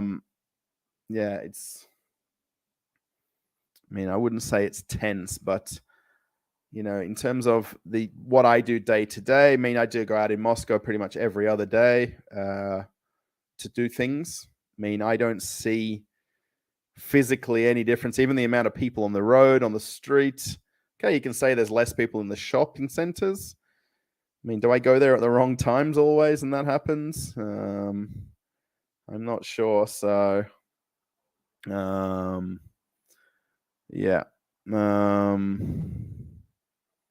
Anyone, I think for channel moderator here, Gary, Donkey, on par, except USA adds 90% of extra hidden taxes. Yeah, that's the thing here. There is taxes built into shopping. So there is like a GST included in shopping in supermarkets, but it's not really thought about as much as it would be in other countries where they have that as well. So, guys, I'm just going to have to step away for, I'm going to say 30 seconds. I don't have a way to put a step away thing. So I'm just going to literally be back. I'm sure everyone's going to leave in the 30 seconds I'm going to step away, but let me just press that.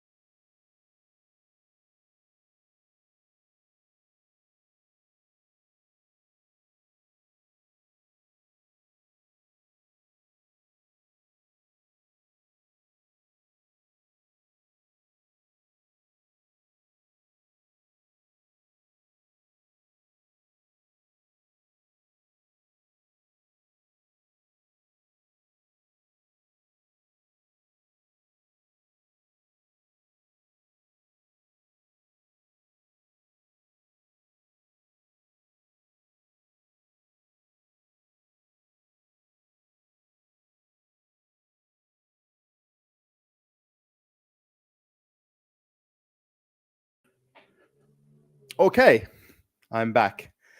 I just had to go to the other room for something for a second that I couldn't not do. Now, just wondering if anyone is in the chat. Did anybody see an advert come up just then? I'm just curious. It gives you an option to put an advert. And I'm just curious if that came up or not. What's your visa status? Do you have permanent residency or temporary residency status? I have an pair, which is it's temporary residency, I guess you could call it, with it's every 3 years that it needs renewing. So it's good at present. And then 3 years from now, I can actually, after the first year of the 3 years, I can actually move over to the permanent residency visa. So at the moment, it's temporary residency. So yes, I have that already all set. I've done that while I've been here in the last year. Actually, it's been quite a lot of months since I did that. So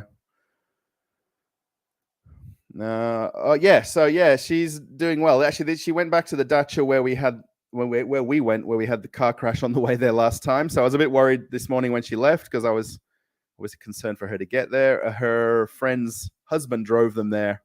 So he drove them there and drove home back himself. He didn't stay. So yeah, I was kind of following them as they went. Are you okay? You were at the bus, now you're at the train, now you're in the car. So, and I don't think I've even had a message from her since. I sent one this afternoon if she was getting sunburnt because it was like 33 degrees here today, Celsius. So yeah, it's been very warm. Thanks from Fort Worth, Texas.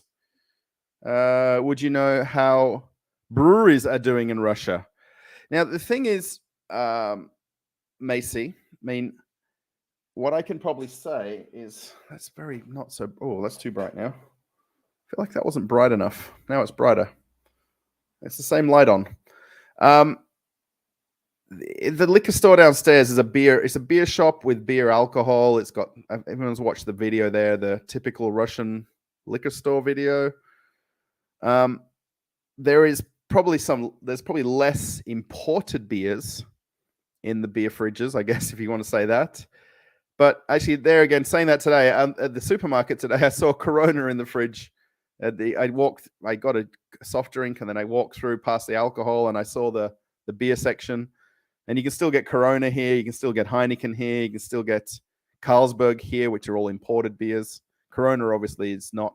It's only made in Mexico and imported. So, I mean, Russian breweries are probably doing better because there's less imported beers available. This is the whole thing with this, which is a little bit messed up from a Western point of view.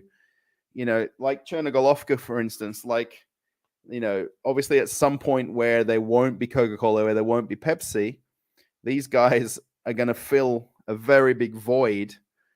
I mean, how many hundreds of millions of dollars of no sales will Coca-Cola and Pepsi have lost? So everyone who drinks soft drinks are going to still drink another soft drink. So Chernogolovka, actually, they've even announced that, I'm going to have a little sip now. They've actually announced that they're going to expand their factories because I would imagine a lot of the supermarket chains and smaller little mum and pop sort of style stores are needing products to fill the void from Coke and Pepsi. So they're now asking the Russian producers to produce more or ship more. So these factories are going to have to make more. So that makes a bit of sense. So yeah, it's kind of weirdly good for the economy. What do you miss the most about Australia and that you don't have in Russia? Actually, today when I was in the supermarket, I'm going to talk about today a lot. Years gone by, 6 months ago or 4 months ago, I took a photo and put it on Facebook, and I had to remove it because my sister was upset even. I bought Maltesers, which is the English Whoppers. I'm not sure where you're from, Alien, but Maltesers. You used to be able to get them here. Now you can't. I believe they were made in Belarus. So I don't know why we still can't get them. Maybe the supplier that way hasn't come through or isn't shipping to Belarus. I mean, I don't really miss things. I miss my mum's roast dinner, if that's such a thing. My wife's figured out how to make roast beef here. We just need to find a place now with English gravy, like Bisto English gravy. Then I'm all set. Hello from St. Petersburg, Alex. How's it going? Zdravstvuyte. Faith. Oh, hello, Faith. Good to see you in the chat I know you're a long-time watcher of the channel. Oh, and Dimmer's here as well. Dimmer from Russia. Yeah, if anyone doesn't know, Dimmer has a YouTube channel. We need to do each other's community channel shout out, Dimmer, I think. So I'm closing in on 10,000 subscribers. Yeah, Dimmer actually was one of the early subscribers to the channel. He actually came on as a visitor to the live stream. You're welcome to come back on anytime if you'd like to, Dimmer, by the way. I know we haven't chatted much in the chat, but I'm still here. I think you're still there. So how about a bowl of sweet potato fries with garlic aioli? Yeah, actually, it's not really sweet potato fries. In Australia, we've got wedges, potato wedges with aioli sauce. I don't know about this. The garlic aioli. That's the same one. Yeah, sweet potato fries. I really only had on the cruise ships. We had that a lot on the cruise ships. In Australia, we don't really have them. You can get them, but full set with gel costs $200 now in the US. Your wife can. Oh, here we go. So a full set with gel costs about $200 now in the US. Your wife can make $1,000 per day with 5 customers. If she has skills in nail salon business, of course, money is split with owners. Yeah, she's more than skilled. We were doing. She actually had her home salon in Australia. Yeah, she's charging considerably less than that. It's actually probably less than $100 US. 6,000, 7,000. Yeah, she's charging less than $100 US here in Russia. Yeah, realistically, she's happy to have, if she's doing full manicure, pedicure, she's happy to have 2 customers, 3 maximum in a day. The way that she likes to do it, maybe 3 maximum. If she's just doing nails, polish, Russian manicure with polish, she can do 4 or 5 customers, but she doesn't work at that kind of high speed express salon service. So yeah, she has a friend who's a manicurist in LA somewhere literally in LA. I'm not sure where, but her friend keeps asking her to come to America to work in her salon. So obviously there's a demand for Russian manicurists. Do you plan staying in Russia indefinitely? Vaughn, by the way, hello. Sorry, pleased to meet you. We don't plan indefinitely to stay here. I mean, obviously, the way my visa works out, I can. I guess a lot depends on because I don't have a job here physically. I mean, I can get a job. I can work under the visa conditions that I have. A lot of Westerners work here as English teachers or tutors, or not so much nannies, but they look after children and teach them English. And if I could get some kind of job like that where I've actually got a schedule of things to do, YouTube is difficult to kind of explain that it's a job, even to my wife, so we earn money from me making videos. And if videos make more views, it makes more money.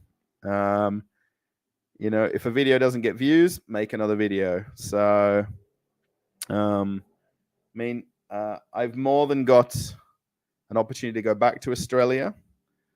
And I could happily go back to the jobs that I was doing. I was doing some part-time jobs in Australia, casual jobs actually, in supermarkets and things like that. So yeah, it's something that I could go back to if we do think about that. Love your channel. My question for you is whether you ever get any strange looks from passersby when you're speaking English on your walkthrough videos. I do, Christopher. Yes. I think you might have asked this in a question, I think, in one of the videos, I think. I just remember your icon, I think. Maybe you didn't, but yeah. I tend to get more people like young kids and teenagers doing like goofy things in the background, and sometimes I've got to refilm them, and I can catch them in the back of my eye. I think most people, when you notice them in the videos looking around, it's because they hear English being spoken, and it's kind of like a little bit of shock that, oh, what's this guy doing in my supermarket in whatever place, or in my shopping center where I live, and this guy speaking in English. It's more that kind of not strange looks, but I guess they kind of get a little bit startled by someone speaking in English, where it's very, very uncommon. I mean, even today at this little car show that I was at, one person asked me, "Where am I from? Why are you here? What are you doing here?"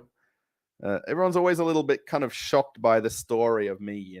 So it honestly doesn't bother me. I mean, I know I've been stopped even while I've been filming, and I've chatted to people about it and explained what I'm doing and things like that. And even in a couple of the supermarkets, some places are a little bit iffy with me filming, although you can legally film in public areas anywhere in Russia.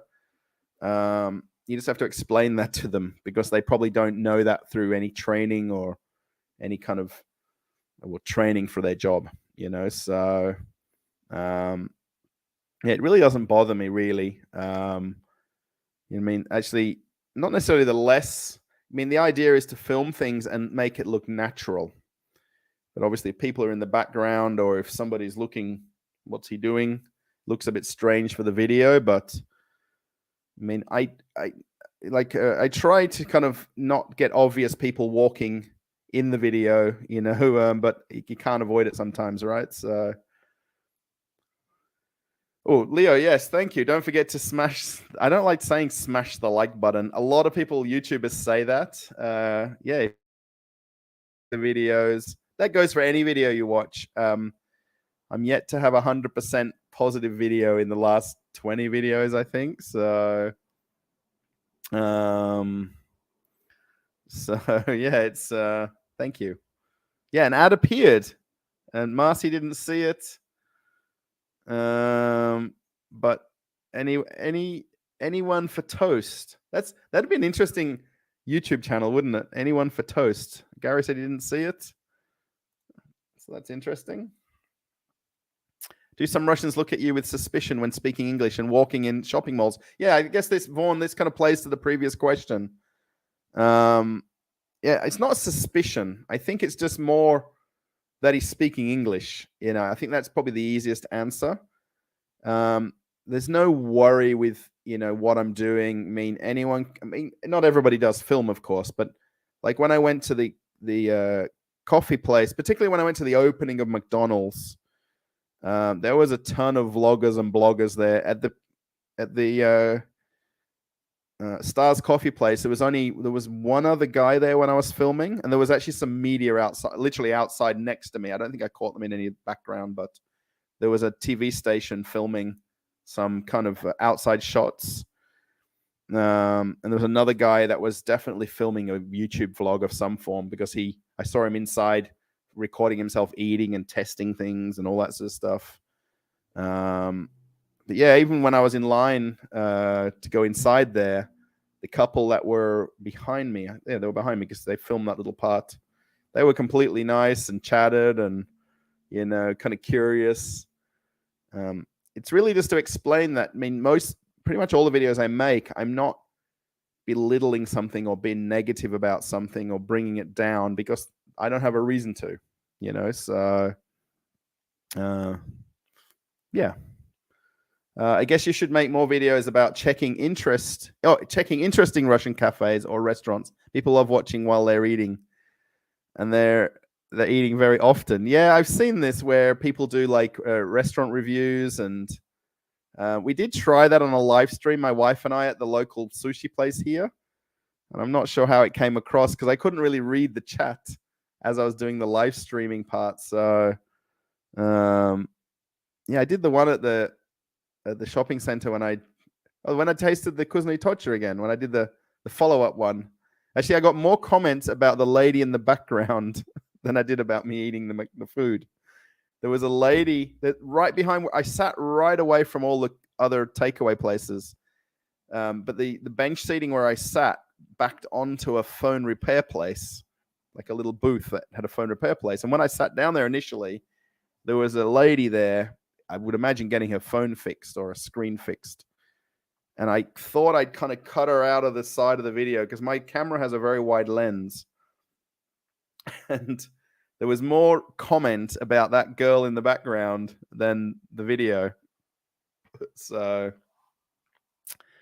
it would be It could be because I refreshed. Oh, I'm not. Oh, sure. I'm not sure. Sorry. I'm not sure. I know there's a big mountain where everybody left when I stepped away. Vaughn, you're doing a great job. I enjoy your videos. Thank you, Vaughn. That's very nice. And I guess doing the live stream is a good way to give back to everybody, and you can see me face to face and type and things like that. Oh, the screen went black. Yeah, I probably shouldn't have done that. I think I refreshed. That may explain the advert. Don't know if anyone else saw it. Yeah. Whoppers don't taste the same as Maltesers. Absolutely don't. Yeah. I got stung with that. Wow, I was on ships for 20 years almost. And I think the first contract or two, I was buying the Whoppers at Walmart. And then I soon stopped buying them, really, truly. Even the Cadbury's in America is made by Hershey under license, and there's no similarity to it at all here or there. So,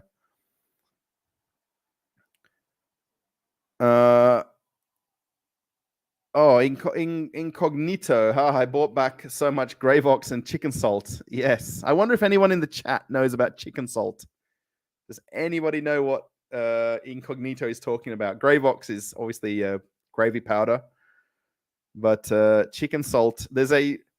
The one that I was buying in Perth, where I'm from, was made at a salt refinery. I don't know. Literally, probably half an hour from my house. There was a factory that's been there all my life that I know to this date that made chicken salt at that one factory. So, Dark Brother, I miss the meat pies on the streets of Sydney with mashed potato and mashed peas on top. Taste of Australia that I can't find. Yeah, that's called a pie floater. The one with the pie with the mushy peas on top. That's really a Sydney thing. It's not an Australia thing. We don't do that in pretty much every city outside of Sydney. I think it was down in Woolloomooloo. There's a kind of a takeaway place that's famous for it, and then other places in Sydney do it. But pretty much in Australia, you get the meat pie, and you put tomato sauce or ketchup on top, and then mush it around with your fingers, and then you take a bite of your meat pie with some tomato sauce on top. Wedges and sour cream, yes, and chili. Sweet chili sauce. Where are you from? I'm from Perth, Australia, originally. Yeah, wedges and sweet chili sauce. Yes. Actually, my mum even made that at home. Put some wedges in the oven and then sweet chili sauce in a bowl and you're good to go. Or you put the sour cream and sort of mix it up sometimes if you're really a bit weird about it. Yeah, for food and easy to replicate things, it may be an advantage for the domestic economies, but there are not the growth driving industries. I mean, don't forget there's 100+ million people in Russia. People still need to eat. I think COVID was a big proponent of that around the world. I mean, I was back in Perth during, the second stage, I guess, of COVID, not the initial part, but and I was working at supermarkets and they were busier than ever during COVID. I mean, obviously, let's say there were people stayed home. I don't know how necessarily people ate more, but people shopped more and bought more and spent more. And people will always need to eat. That's always, if you ever want to get stable stocks in the stock market, invest in supermarkets. Yeah, good for the apocalypse, making your own. Meat pies, mash, some of the English culture is exported well, and that is appreciated by the other parts of the world. And do you find them easy and welcome to make friends with? Vaughn, the Russians that I've met that I'm friends with, yes, very easily. The biggest challenge you've got is finding people. Obviously, I don't speak Russian where I can have a conversation, but finding people who speak English. Anyone that can speak English one-to-one with me, I can get along great with. They get along great with me. We can have great conversations about the world, about life, about living in Russia. They tend to want to have me compare things a lot. The differences between this and differences between that. And I find that with my neighbor upstairs, with Gleb. His name is Gleb, by the way. That we tend to do that a lot. We make a lot of comparisons of things, and I think he appreciates that too, because he can understand that there is a difference or not. You know what I mean? A lot of people, does everybody live by that sometimes? That they, is the grass greener on the other side? You know what I mean? Is it really better? You know what I mean? I think my wife could probably, I need to get her on a video to answer that about living in Australia, living in Russia. There's obviously pros and cons to it, right? So, I love Mexican Vareniki. I didn't know there was a Mexican version. In Australia, just at McDonald's, I had 2 full days of riding training, then a weekend of intense training. Here in Holland, they just throw you out there literally doing the grill in seconds. Yeah, I think Australia at one point they were creating a lot of the rules and policies and procedures, and I think the salad menu was created in Australia. There's a lot of things that Australia created in McDonald's that went worldwide. That's interesting. 2 days of writing and doing back of house things, and then in Holland they put you straight out there. My husband also worked there as his first job. Yeah, I never worked at McDonald's or a takeaway place. I had a girlfriend who worked at KFC. Because she'd bring KFC around a lot, or I'd go to her place and we'd have KFC a lot. Chicken salt by the kilo. Yes. Yeah, if anyone doesn't know the secret of chicken, it's chicken flavored salt. Just imagine that for a minute in your head, everybody. Chicken flavored salt. If you could study, if you study and get a diploma, CELTA. Oh yeah, so if you study and get a diploma CELTA, you can teach English in Russian private schools, but it's good to know Russian a little bit. Yes. Yeah, I've got a British friend here, Matt. I talked about Matt's Beamer, the YouTube channel.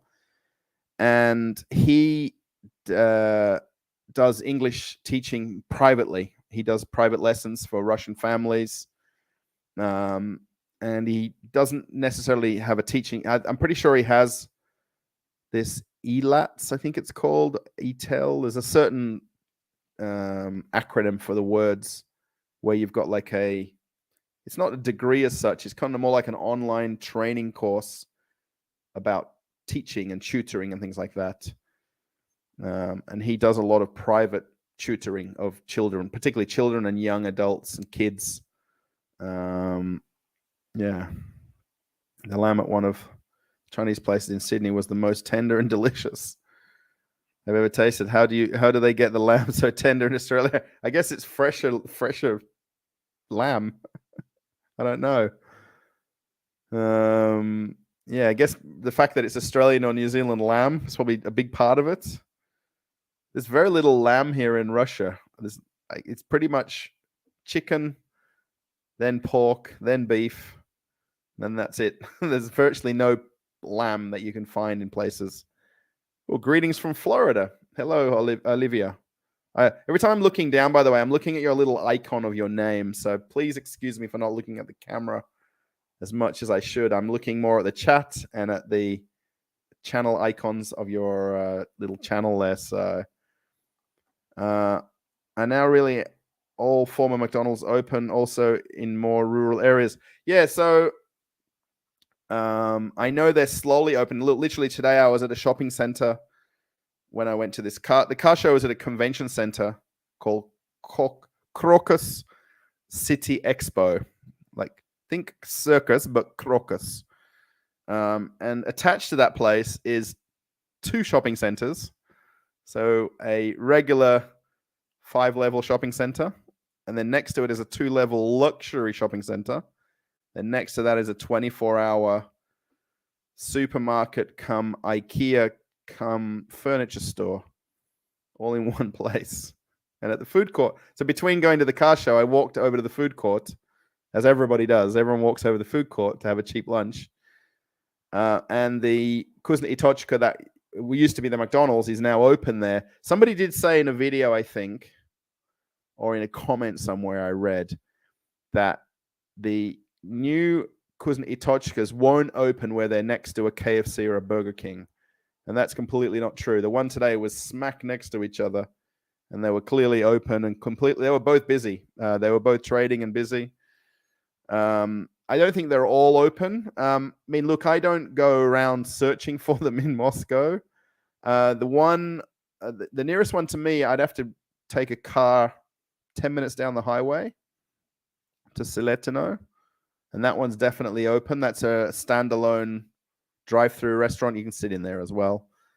The one at the shopping center where I came home through today isn't open yet, but they've got an advertisement up when you come out of the metro into the shopping center underground. There's actually a poster on the wall advertising for stuff, which is interesting, but the location hasn't opened. So does Moscow have anything like King's Cross area in Sydney? I had so much fun at all the bars in King's Cross. I don't think they do. I'll have to ask my neighbor now. I don't think he would know because he's married with kids and doesn't go out, I think. So for anyone that doesn't know, King's Cross is kind of a bar nightclub district in Sydney. In Perth, we've got Northbridge.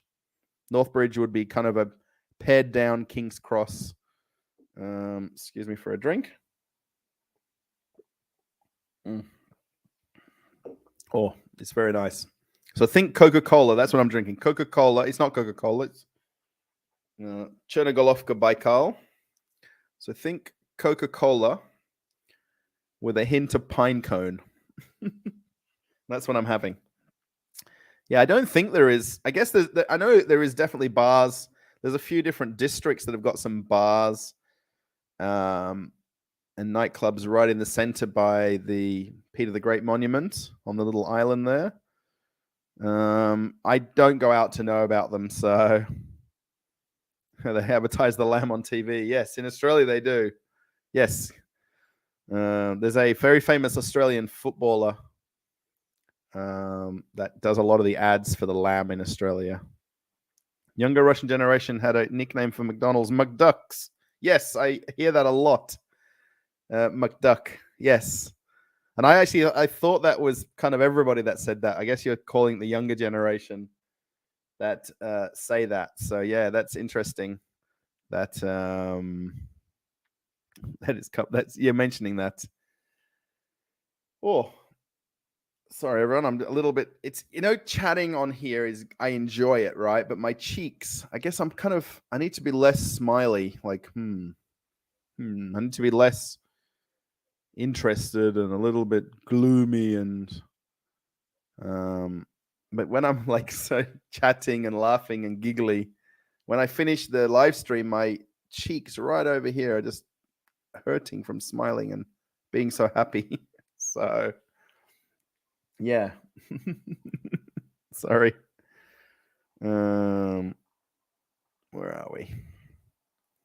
I was told that Russians think we look like fools smiling at strangers, or basically ever. How do you feel without smiles around? Yeah, that's kind of an interesting incognito kind of point there. When I cross the street here, there's a ton of zebra crossings in Russia. Even in my little town here, they're like every street there's a zebra crossing, and cars give way to the people walking across the street, obviously, right? And out of an acknowledgement, I wave or I thumbs up the driver. And that's just out of courtesy. No one does that in Moscow, except the Australian guy does that, where I thank the person. I mean, it's their duty to stop as a driver at a zebra crossing or a crosswalk, sidewalk. But it's just polite that I do that. And I mean, I'll tend to smile at people. This is coming from working on cruise ships incognito a lot. On the cruise ships, we have what's called the 10-foot rule, that when you come within 10 feet of somebody, smile, greet them, say hello, how they're doing. That's for everybody. I mean, not necessarily all the other crew members, because you'd just be tired of doing that in the crew areas, but you have to meet and greet every guest that you see on the ship. Particularly on the ship, obviously, but on the gangway, if you're off in the port, you might sort of recognize guests that are on the same ship you're on. And I mean, I don't necessarily do that here where I'm saying hello to everyone I walk past, but I'm definitely smiling at people. I'm, giving them a facial expression, like sitting across from on the train today or on the bus. You know what I mean? I'll definitely acknowledge people. There's a lot of people probably don't do that back here because it's just that's the nature of Russians. I think I'll just put it down to that. But you know what I mean? It's not even like a couple of times. Actually, one girl today did it while I was standing in line for the bus. You know, I'm like, I kind of went up right to the back of the line, and I'm like, oh, I'm sorry. And she's like, ooh, started giggling and laughing, and I'm like, oh, it's okay, no worries. And then she got all like a little defensive because I was like talking to her, but I was just coming into the line for the bus, you know. So I do thank the drivers. I'm in Moscow, so it's not just you, Russ. Oh, thank you. Oh, Avok. I do thank the drivers. Yeah. Yeah, I do that. You know, literally when I cross the street, I acknowledge, and even when I get on and off the bus as well, I thank the driver, and I don't notice people doing it. I do hear an occasional person thanking the driver when they get off, but I do that just by default. So have I been to Cairns? I haven't. The most lush green places I've ever visited. A little too much rain though. Yeah, that's basically a tropical part of Australia up in the northeast of Queensland there.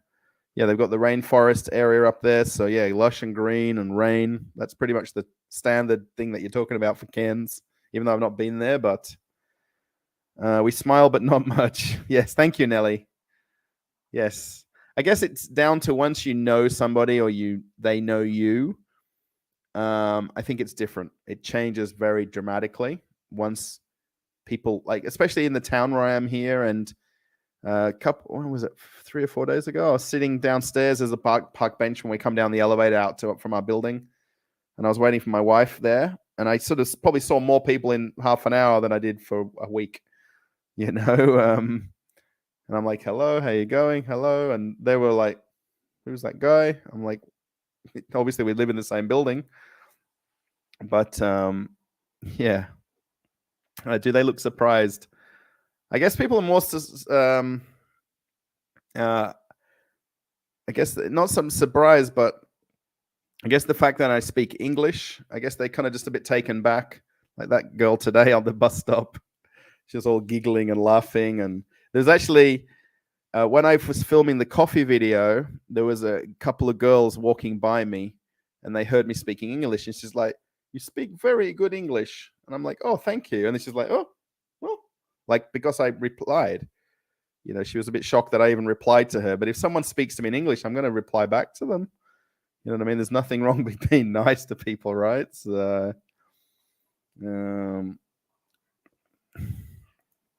how did you meet Constantine? Luciana Giradelio. How did we meet? So basically, I watched one of his videos. I think I was recommended one of his videos quite a lot of months ago when this is way before he kind of blew up and had 100,000 people on his channel. And he made a video at a shopping center that I know. He went to a food court at a shopping center that I know very well, but I hadn't been there myself because they just remodeled it and built a nice food court area. But I recognized the building where he was. So I sent him I think I sent him an email originally, like, hello, Constantine. I'm an Australian living in Moscow. I know the place where you went to. Maybe you can let me know where it is, because I was watching his live streams and his videos, and he went to a lot of places that I knew, right? So parks and restaurants and stuff. And I told him that I lived quite close to the place. And so I assumed he lived close as well. So he emailed me back, and then we ended up doing chatting and then calling each other. So yeah, it's just through YouTube I met him, literally, and we just got along really great, and to this day we do. So yeah, and I found out that, literally between here and it's 15 minutes away by car to his house, literally. Well, he's not there now, but if it was, so they can be nice at first, but aren't loyal, not good friends. Yeah, look, I guess, Todd, you're answering Vaughn there. Yeah, I guess for me, the people that I know are all good friends that I've met, to be very honest. If people don't want to chat or don't want to interact, no worries. You know what I mean? It's okay with me. no skin off my nose or off my back or whatever you call this. If people don't want to interact with me or talk to me or answer anything further, I mean, but the people that I know are all good friends to me. Even my neighbor, literally, and even someone I met downstairs. They added me on Telegram. Anything I need, send me them a message or call them if I'm stuck. Which is very nice for them to say that to me. My default resting face is a smile. Somehow I'm curious how I'd go here. Yes. Yeah, it's hard, right? I mean, it's I guess that's from cruise ships as well, right? I hosted a lot of bingo activities, and we did a lot of talks in the shops that I worked in, a lot of like seminars and talks. I know I'm near the end of the live stream because my drink is almost finished. So, and I mean, that's just the nature that I am always like this. Russians say you smile for a reason. Otherwise, it's just dumb. But it doesn't apply to restaurants, hotels. They do smile all the time. Yeah, I guess it's true. That people, if they don't have a reason to smile, there's no need to smile. I mean, that's true. Oh, Todd, you're in St. Petersburg. Oh, good to see you. If you want to look up or send me an email, we can connect on YouTube, on Telegram somehow if you like. The link for the email is in the description of the videos. Yeah, it's no worries to chat on Telegram or WhatsApp. I normally use Telegram a lot more now that I'm here than WhatsApp. So, yeah, please. Yeah, Todd. Sorry. Yeah, all right, I'll do that. Yeah, just send me a quick email and we can, if you've got Telegram, send me the link to your Telegram, or I can just search it. We can search each other up. It's no worries at all. Inside Russia became so popular because of the stance he takes that is popular with Western English-speaking viewers. He makes hundreds of dollars every day. They will shut down him on day. They'll shut him down one day. Oh, I hope not. Well, I hope not for his sake. Yeah, I don't watch all his live streams. I used to watch pretty much all of his recorded videos, particularly when he did walks and talks. I find them a lot more interesting to watch personally. I know I'm doing a live stream and I don't watch other live streamers. He does them every night, right? Like an hour a night. I mean, that's, in terms of doing live streams, it's very difficult to kind of keep up that momentum to do it every night, literally. So I'm not sure if he's making a lot of money, I guess, if you're saying he is. Yeah, I guess that's a good thing for him. I don't know. I mean, as a friend, we get along very well. I mean, his channel is obviously considerably bigger than when I first met him. But, I mean, he was doing nightly videos for 6 months, right? 6 months he's done a video every night. And that's just crazy to think. I mean, I was thinking about this, about doing something like for 7 days in a row. I don't know if I could possibly keep it up. Do a live stream every night for 7 nights. I don't know if it's possible. What do you think, everyone? So, we have 66 likes. Sorry, I'm just looking over at the likes count. So thank you, everyone, for likes. Guys, we're just at 2 hours, by the way, which is roughly my stream length that I like to do, 2 hours. Also, I've kind of caught up with the chat as well, so that's also good. You think 7 days is okay, Donkey? I'm going to call you Donkey, by the way. Sorry. 30 days is okay. Oh, I don't know if I could do 30 days. I think my wife would kill me at some point for doing because I'd like to do the live streams about this time every night. So night time would be about 9 p.m. in Russia. It's now 11:42 p.m. here. So wherever you guys are in the world, maybe different timing, but yeah. Appreciate the videos. Thank you, Marcy. That's very nice of you to say that. I've enjoyed it. Yeah, it's nice to have a chat and a catch up and talk about things.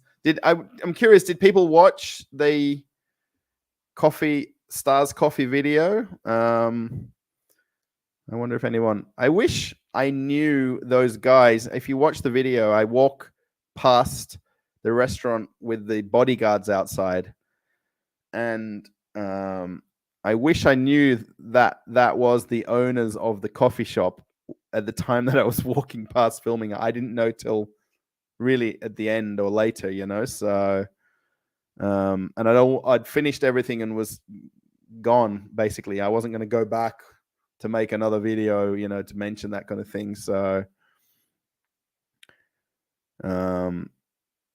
yeah, well, that's weird. That's bouncing around.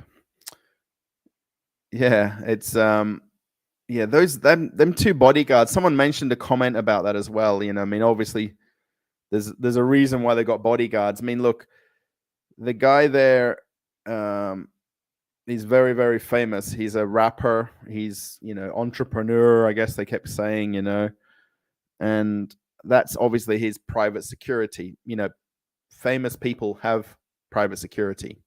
I mean, he's kind of famous on another level in Russia, like a famous singer in America, a famous singer in Australia who have, you know, bodyguards or private security. And someone mentioned, you know, I mean, it must be serious in Russia if someone's got security, but you do see them around more than what you realize. Mostly they tend to be the drivers of people. Actually, I noticed 2-3 days ago when I was in Moscow, there was a couple of kids. They were almost like teenagers, like young teenagers walking around on the street with shopping bags, and they had a guy with them. Like literally, that was probably the bodyguard for the kids or their security, you know. So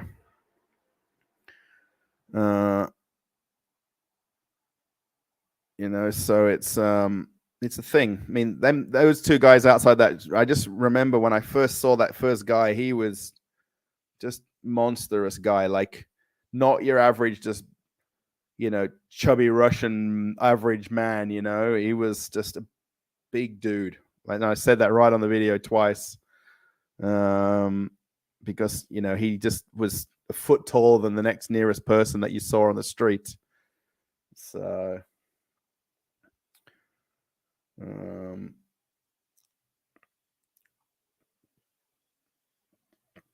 yeah, take care. Yeah, thank you. Take care. Yes, I'm going to wind up now in the next 3 minutes. I guess we'll do 2 hours 15. We'll round it off a little bit. Yeah, awesome. Thank you. You need time to throw another shrimp on the barbie. Anyone for toast? I like that channel name because it just sticks in my head. You know, I watch last night. There's a live stream that I watch called vidIQ, which talks about people's channels, and they review people's YouTube channels, and they talk a lot about, like, people have got crazy channel names, and, you know, people ask, what can I do to help my channel grow? Well, make your channel name easier to tell somebody. Have you ever heard of the word elevator pitch? You guys, do you know that elevator pitch? It's basically where you get in an elevator with somebody and tell them something or say something or sell them something in the time it takes from going in the elevator to getting to the floor and coming out. So when someone asks me what my channel is, oh, it's Traveling with Russell. Oh, okay. 3 words, simple. Russell's my name. You know, so, you know, and then people got these obscure channel names. If you guys watch YouTube frequently, you'll see that. Yeah, the bodyguards were built. Yes, absolutely were. I mean, they clearly were bodyguards for someone in that restaurant when I walked past them. Yeah, I saw that. I wouldn't have walked up to them either. They were huge. Yeah.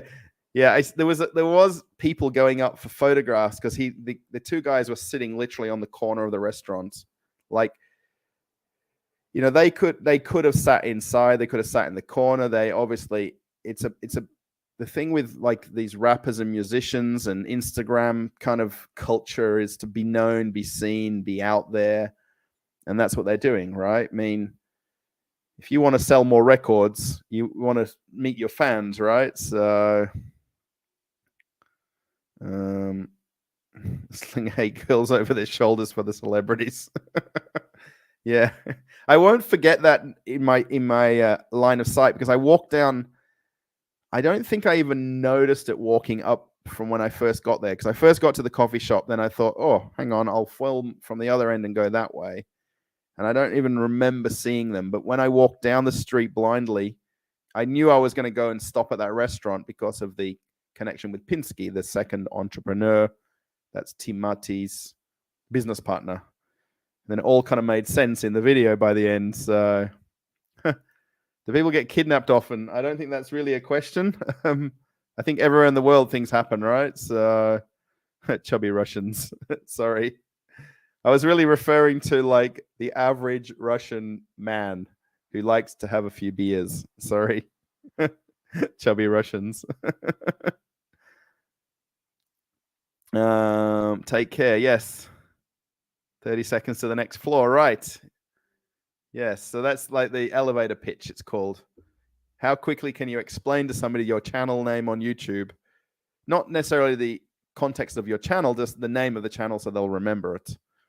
You know, so even your name of your Squalugal, even that would be hard to kind of explain to the next person without having to spell it out or things like that. Yes, actually, that's very true, Gary. And I just made that connection there that you've wrote it. So for anyone who's watching now, I'm just about to go over my time here. Gary, who's Dr. Gary Meyer there, who's the channel moderator in the channel, and he and I have chatted and things like that. He was a bodyguard for John Lennon back in the 70s, 69, 71 there. And imagine that. He was a bodyguard for John Lennon. I mean, in the 70s of all, I mean, okay, different times, you know, different things like that. But actually, I was just reading a little bit about Princess Diana's bodyguard in a news story a few days ago. And he was the one that went on holidays with them when the kids were quite young and things like that. And she, you know, she befriended them almost because they was the bodyguards were with her and the family 24/7 essentially. And there's kind of a, you know, a client, I don't know, bodyguard bond, I guess, if you call it that. I guess the movie Bodyguard's a good example, right? With Whitney Houston and the other guy's name. Yeah, that movie. So yes, Gary is very well known, well, very famous for being one of John Lennon's bodyguards. All right, everybody. I'm going to get out of here. Thank you again for the participation in the live stream. Hopefully Saturday. So Saturday night is when my wife comes back. So I'm not too sure what time she's coming back. We might do Saturday or Sunday night as the next live stream.